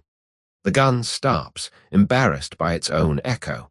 You resume digging, spade ringing against chalk like a church bell calling the faithful to evacuation. Afternoon slides toward evening measured in removed soil and added smells. You uncover the mystery. A tin box, square, rusted shut, buried 2 feet below grade. You pry it open with the spade tip. Inside, a diary, pencil, and a photograph. Sepia, creased, showing a woman and child standing before a cottage covered in roses. The diary's last entry, dated yesterday in handwriting you recognize from the letters of the man who died holding your current helmet. You read, "If you find this, tell Lizzie the roses bloomed early this year." You close the box, pocket the photograph, because some messages need immediate delivery to the living. The diary you leave. Soil is a library that never charges late fees. Evening approaches disguised as purple twilight. You carve the final foot, shape edges neat as coffins, though you avoid thinking that thought too loudly. Soldiers queue again, shadows lengthening like accusations. You stand guard, spade across shoulders, candle flickering like a conscience that hasn't quite given up. Overhead, shells resume their grammar lesson, subjects, predicates, explosions. You time the gaps, encourage users to finish before the next sentence lands. They comply, trousers up, dignity patched. You backfill a little, covering the day's deposits, keeping trench usable for tomorrow's needs and tomorrow's needs tomorrow's. Night finally punches in, bringing with it a mist that smells of cordite and wet wool. You extinguish the candle, conserve wax for another shift, another hole, another day of digging civilization into dirt that forgot what peace tastes like. You climb onto the fire step, lean against sandbags that smell of someone else's sweat. You pull out the photograph, study faces under starlight dim as tomorrow's prospects. You whisper promise, roses bloomed early. Somewhere a flare rises, hangs, falls, taking the temporary with it. You tuck the photo inside your tunic next to your heart, which beats like a spade hitting chalk. Steady, stubborn, refusing to backfill itself. You close eyes, listen to the trench breathe, and dream of latrines that stay latrines, of buttons that stay polished, of roses that bloom early enough to be remembered by men who spend their days digging holes so the living can answer nature without dying of embarrassment, or of worse things that wait just beyond the next spadeful of earth. The boat deck is a parquet floor designed by a drunk who hated dancers. You stand on the after castle of the Coast Guard cutter, though tonight she's moonlighting as a jazz club for smugglers. Beyond the rail, the Atlantic stretches black and shiny as a new piano lid. Your job, keep dancing until the Coast Guard raiding party slips aboard, counts crates, and pretends they didn't see the bribes. You are a prohibition rum row hoofer, human decoy, percussion section in a criminal symphony. Your uniform is fringe, sequins, and a smile tight enough to slice limes, though limes are contraband, so you smile carefully. Shoes are patent leather, soles softened by salt spray and moral flexibility. Around your waist, tiny bells jingle whenever you shimmy, sounding like sleigh bells that took a wrong turn into adulthood. The band strikes up a Charleston time to the roll of the ship. Every offbeat is a wave. Every brass hit a potential federal raid. You start to move. Step 1 kick. Step 2 kick. Shuffle ball change on teak that's slick with ocean mist and spilled gin. The crowd is a mixture of the wealthy, fur stoles that smell of mothballs and divorce, and the crew tattoos that smell of bad decisions and salt. Between them, glide waiters balancing trays of coffee, liquid so clear it could only be lies. You dance near the starboard rail, directly above the rope ladder the raiders will climb. Your task, stay interesting enough that no one looks starboard, stay blurry enough that no one remembers your face in court. Hour 1 passes in syncopated sweat. The band accelerates, so does the ship's roll. You time kicks to coincide with waves, hiding stumble inside rhythm. A senator claps you on the shoulder, nearly sending you overboard. You convert the lurch into a spin, bells laughing. He grins, tosses a silver dollar that lands in your shoe like a bribe wearing evening wear. You wink, though winking is difficult when the horizon keeps tilting. Your knees file a formal complaint. You override committee and keep moving. Lunch is theoretical. The buffet is rumored to exist somewhere below deck, but leaving the floor risks a gap in coverage, and gaps invite binoculars. You settle for a swallow of coffee, handed up by a sympathetic waiter. It burns throat with the warmth of tax evasion and tastes of molasses trying to pass finals. You feel it hit bloodstream like a trumpet solo. Loud, slightly flat, but enthusiastic. Energy restored, you launch into a shim-sham variation you learned in a basement that smelled of corn liquor and wet paint. Mid-set, the band slides into a slow foxtrot, code that the cutter is approaching. You drift toward the rail, hips still swaying like metronomes with secrets. Below, you catch a glimpse, white hull, no running lights, creeping like a rumor. Your heart tap doubles, you convert panic into pirouette. A couple nearby argues about alimony. You dance between their words, bells masking the soft thump of federal boots on rope. Step, kick, glance. 6 shadows now ascend, quiet as jazz played through a handkerchief. The mystery arrives disguised as sheet music. While dipping low, you notice a sealed envelope taped beneath your bench. You palm it during a knee slide, tuck it inside your garter, because garters are the original fanny packs. The envelope is heavy, wax seal imprinted with an anchor entwined by snakes, customs insignia wearing a pirate costume. You keep dancing, because stopping is an invitation to curiosity, and curiosity is currently wearing handcuffs. Evening approaches in brassy chords. The cutter's crew is aboard now, mingling in plain clothes, counting crates of coffee with winks that could mean nice try or see you in court. You transition to a frantic Lindy, feet blurring, bells ringing like alarm clocks that graduated charm school. Sweat stings eyes, sequins itch like gossip. You spot a raider near the rail, notebook out, tallying. You dance between him and the crates, hips conducting misdirection. He glances up, meets your smile, forgets the count. Mission accomplished, at least until someone reviews arithmetic. The band lands on a final high note that hangs like a question mark afraid of answers. Applause erupts, coins rain, the ship gives a roll of approval. You bow, scan for feds. Most have vanished back into fog, notebooks mysteriously lighter. You exhale breath you've been holding since the alto sax solo. Musicians pack instruments, smugglers uncork real coffee for insiders.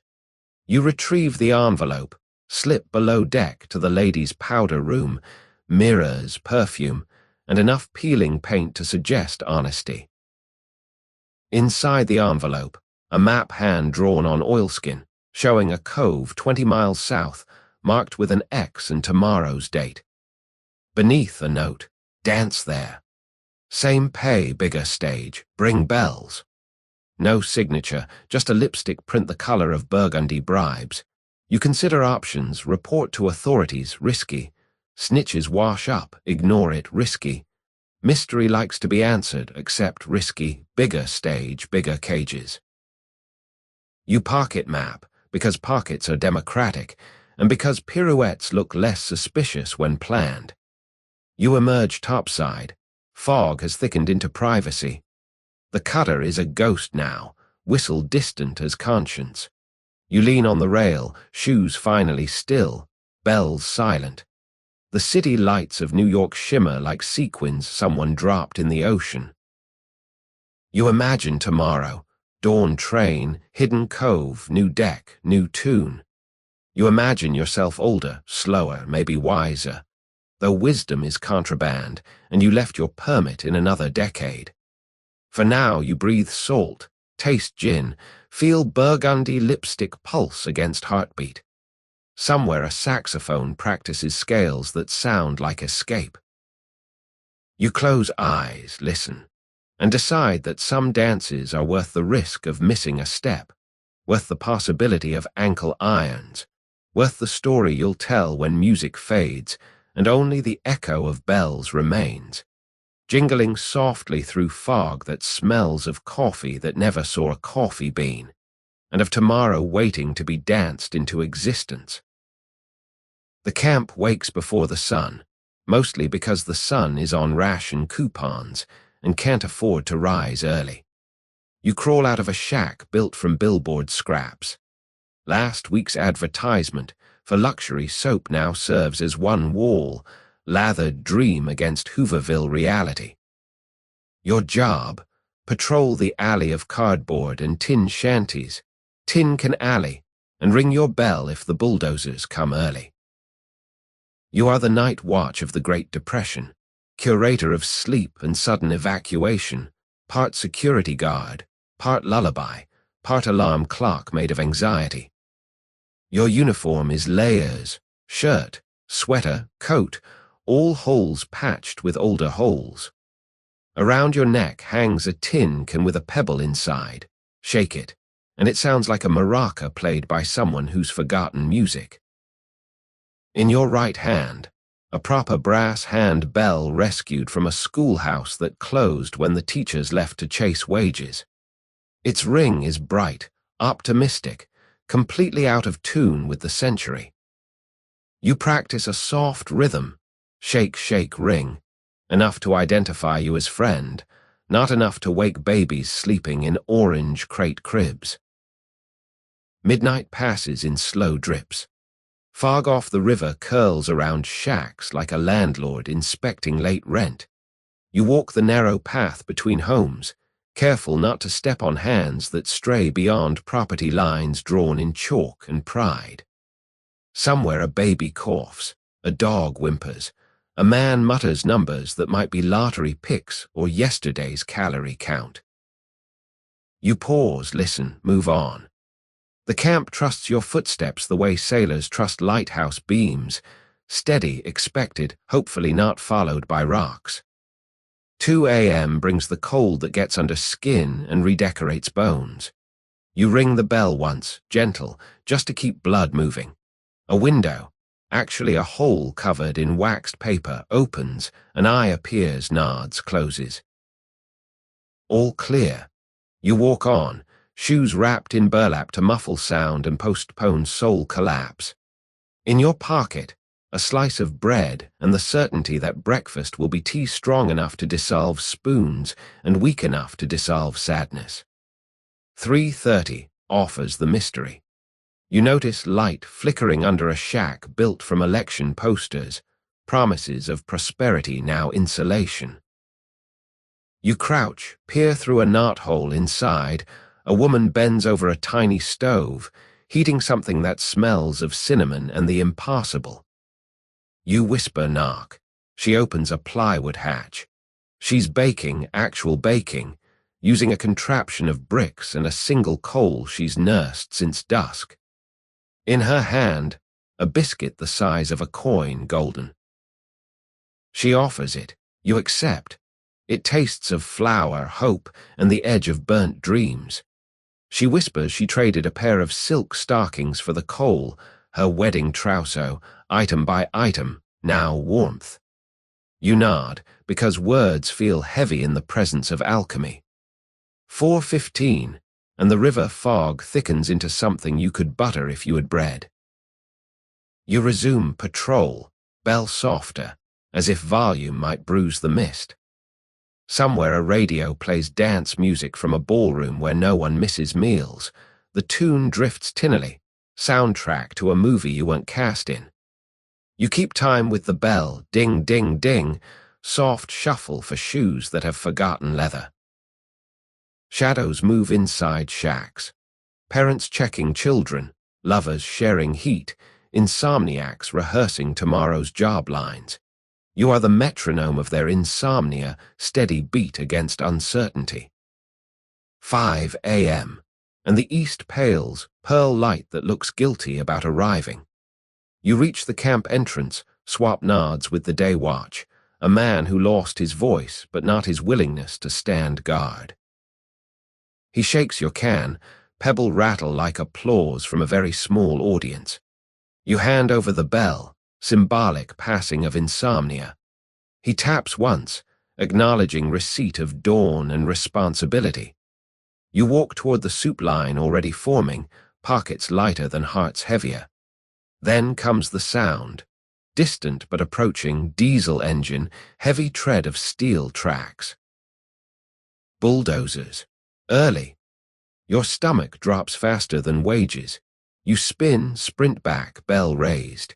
You ring, loud now, urgent, bright metal screaming into fog. Shake, shake, ring becomes clang, clang, clang, alarm worthy of fire, flood, famine. Lights flick on, kerosene lamps, candles, a single electric bulb run off a car battery someone traded for last winter. Doors open, heads appear, questions shouted in whispers loud as shouts. You keep ringing, directing traffic with bell and free arm. East exit. Alley behind billboard. Leave stoves, take kids. The words come out automatic, rehearsed in nightmares. People move fast, practiced. Cardboard walls collapse inward, swept into bundles. A child cries for a doll. Mother grabs child, leaves doll, priorities carved by hunger. You help an old man fold his tarp, stuff it into a flour sack.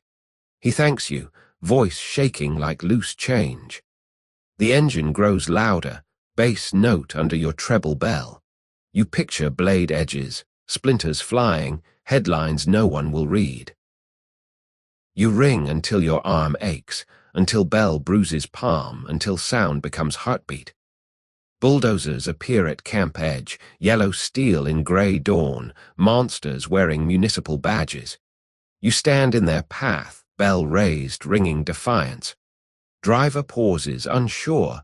Policy says clear squatters, but policy didn't account for symphonies of resistance. For a moment, engine idles, smoke breath in cold air. Then the driver shifts to reverse, backing away, maybe due to paperwork.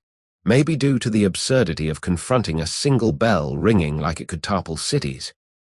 You lower arm, breath fogging, heart auditioning for drum major. Camp relocates within minutes. Practice makes velocity.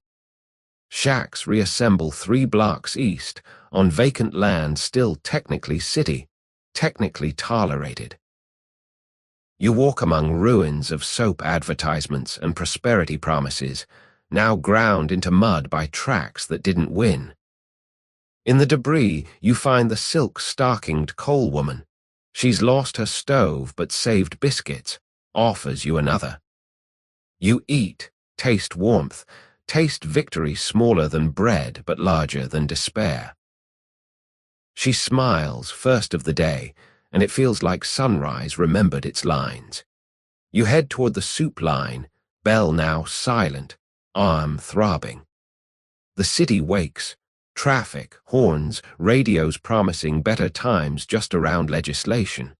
You pocket the bell, feel weight of metal and meaning. Someone has to stay awake so others can sleep. Someone has to ring so others can run. Today you were that someone. Tomorrow, you'll know when the bell tells you, when the fog thickens, when bulldozers schedule another breakfast appointment.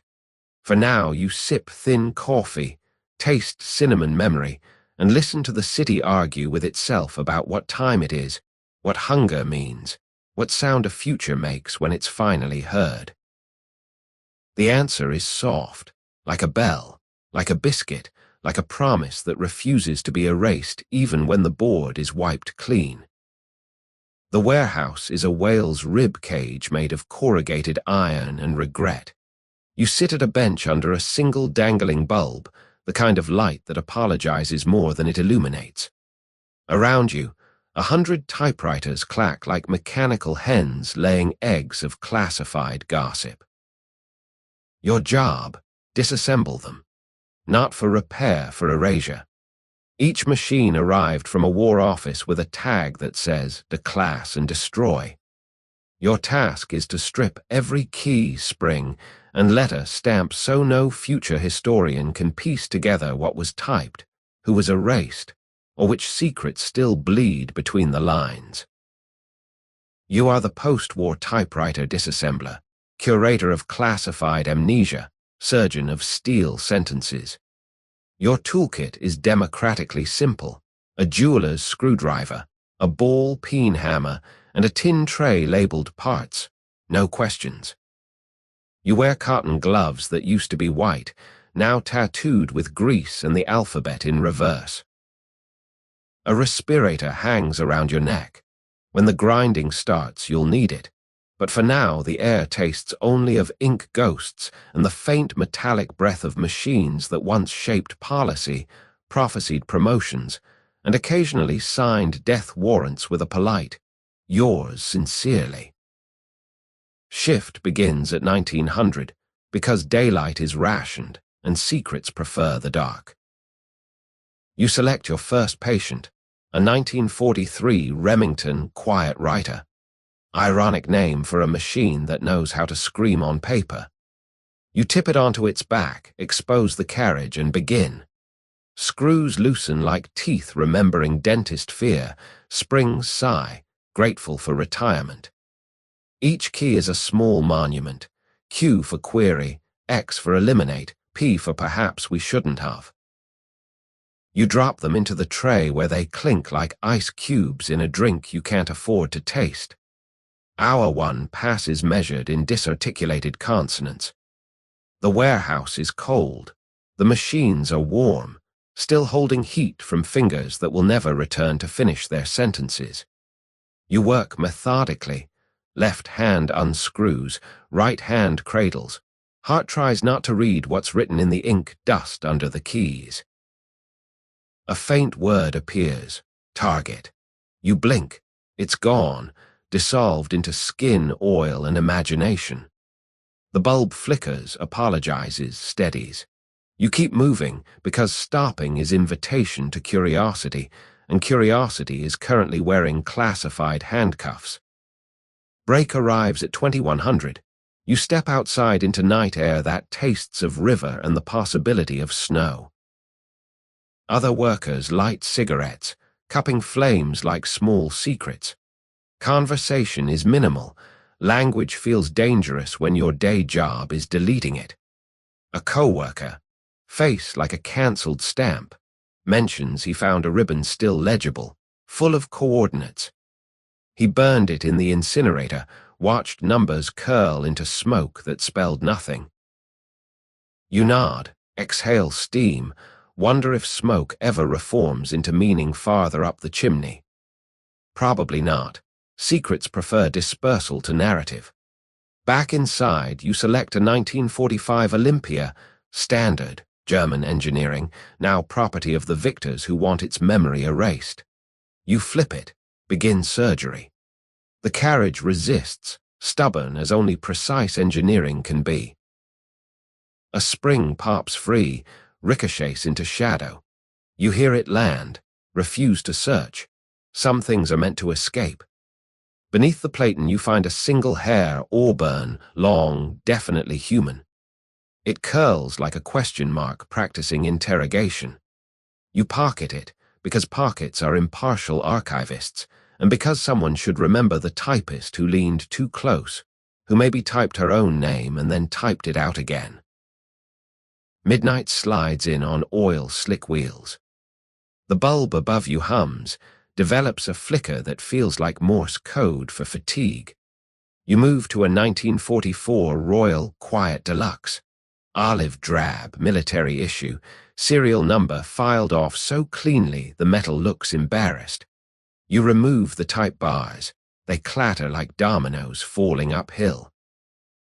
Each face bears a letter reversed, raised, ready to bruise paper into meaning. You line them up. A BC, a children's song that grew up to sign treaties and death certificates. You imagine the machine typing, "Dear Mrs. Your Son," and then running out of courage. You drop the bars into the tray. They land face down, refusing to look at you. Then comes the mystery. While prying the ribbon spool, you notice faint indentations on the platen, not random, patterned. You hold a candle close. Heat darkens the bruises into readability. It's a list, names, dates, locations, all in the same hand, all ending with initials EM. You raid. Target 12 Café Rouge 03/15/46 EM. The list continues, 20 entries, last date tomorrow. You heart tap doubles. Tomorrow is now today, depending on shift rotation. You consider options, report risky, managers prefer ignorance, copy risky, cameras are forbidden, remove, risky, inventory ways exit. You decide on partial larceny. You tear the rubber plate and cover, pocket the strip, leave the metal bare, evidence erased by official procedure. Let the foreman assume wear and tear. War is hard on furniture. 0300 approaches disguised as 0259 stretched too long. You feed the platen into the industrial grinder, a beast of spinning teeth that eats steel like candy with secrets inside. Sparks fountain, brief stars that die before wishes can form. The room fills with the smell of ozone and burnt decisions. You wear the respirator now, air tastes of charcoal and apology. Other machines wait, patient as only the inanimate can be. You wonder if they talk when the bulb goes out, if Q confesses to W that it never felt right being followed by U all the time. Probably not. Typewriters are stoics. Dawn leaks through high windows the color of weak tea. Shift ends with the final grinder burp. You sweep your bench clean, return tools, present your tray of letter carcasses to the foreman. He weighs it, nods, stamps paperwork that will itself be shredded by someone else tomorrow. You clock out, hands smelling of oil and the alphabet's funeral. Outside, snow has begun to fall, fat flakes that land on your coat and melt into punctuation marks you can't read. Walking home, you pass a newsstand. Headlines declare peace talks, reconstruction, bright futures. You finger the rubber strip in your pocket, feel names embossed like braille for the paranoid. You consider the list, the hairpin question of who EM might be, executioner, enumerator, or simply someone who typed too much truth and signed initials small enough to hide behind. Snow keeps falling, editing the city into white space. At your rented room you lie on the cart, strip held to lamplight. Names glow, then fade as bulb warms. You whisper them aloud, a lullaby for people who don't know they're still in danger. You consider mailing the list anonymously, but the post office is monitored, and typewriters there are already missing keys. Instead, you hide the strip inside your respirator filter. Let the next shift breathe around evidence. Let charcoal absorb accusation. You close eyes, listen to snow brush window like whiteout correcting the day. Sleep arrives smelling of machine oil and snow. You dream of letters reassembling themselves inside the grinder, forming new words, new warrants, new ways to delete the deleters. You dream of EM sitting at a pristine machine, typing tomorrow into existence, unaware the platen is already missing. You dream of sparks that don't die, that rise, that arrange themselves into sentences the world refuses to forget.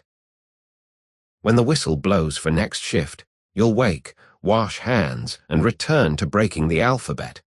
But tonight, for a moment, the alphabet breaks you instead, and the last word you read before dreams is remember. Each breath is slower now. The night leans closer, folding the day's edges into soft creases. The candle of your thoughts burns lower, a quiet pool of wax that holds every echo we walked past. Urine-scented tanneries, phosphorus kisses, snail-purple dreams, Arctic steam, the hush of keys pulled from a typewriter's throat. Let them settle, like silt at the bottom of a well that has forgotten thirst. You are safe.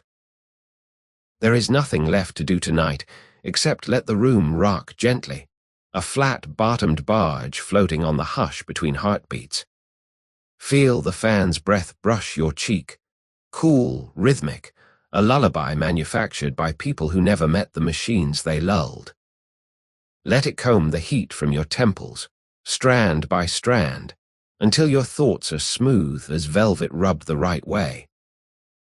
Somewhere down the corridor of memory, the bulldozers have stopped. The bell is silent, the latrine is covered, the whale bones have become coral, the rat carries its crumb home. Even the alphabet has been given leave to reassemble itself in peace, letters curling together like kittens after a long day of biting. Breathe in, smell pine, not pitch, bread, not blubber, roses, not rot. Breathe out. Let the last smoke of rendered fat drift away, let the ink dry, let the dust settle on a menu that no longer needs to be written because everything is already enough. If thoughts return, sharp, insistent, offer them the photograph hidden in the trench wall, the silk cranes folded under floorboards, the biscuit shared under cardboard. Tell them the story is complete, the ledger balanced, the secrets paid for in full with your attention. Then close the ledger, blow across its cover, and hear the soft thud of years closing like a well-made book. The river beneath your room flows on, carrying spears, spoons, bells, biscuits, stars. Everything we dropped becomes its own small constellation, visible only to those who look sideways into dreams. Drift with it. Let the current turn you gently toward morning, a place where chores may wait, where alarms may ring, but where tonight's history stays wrapped in the soft wool of maybe. You are safe. There is nothing left to do. The fan hums, the candle gutters, the page rests. Sweet dreams.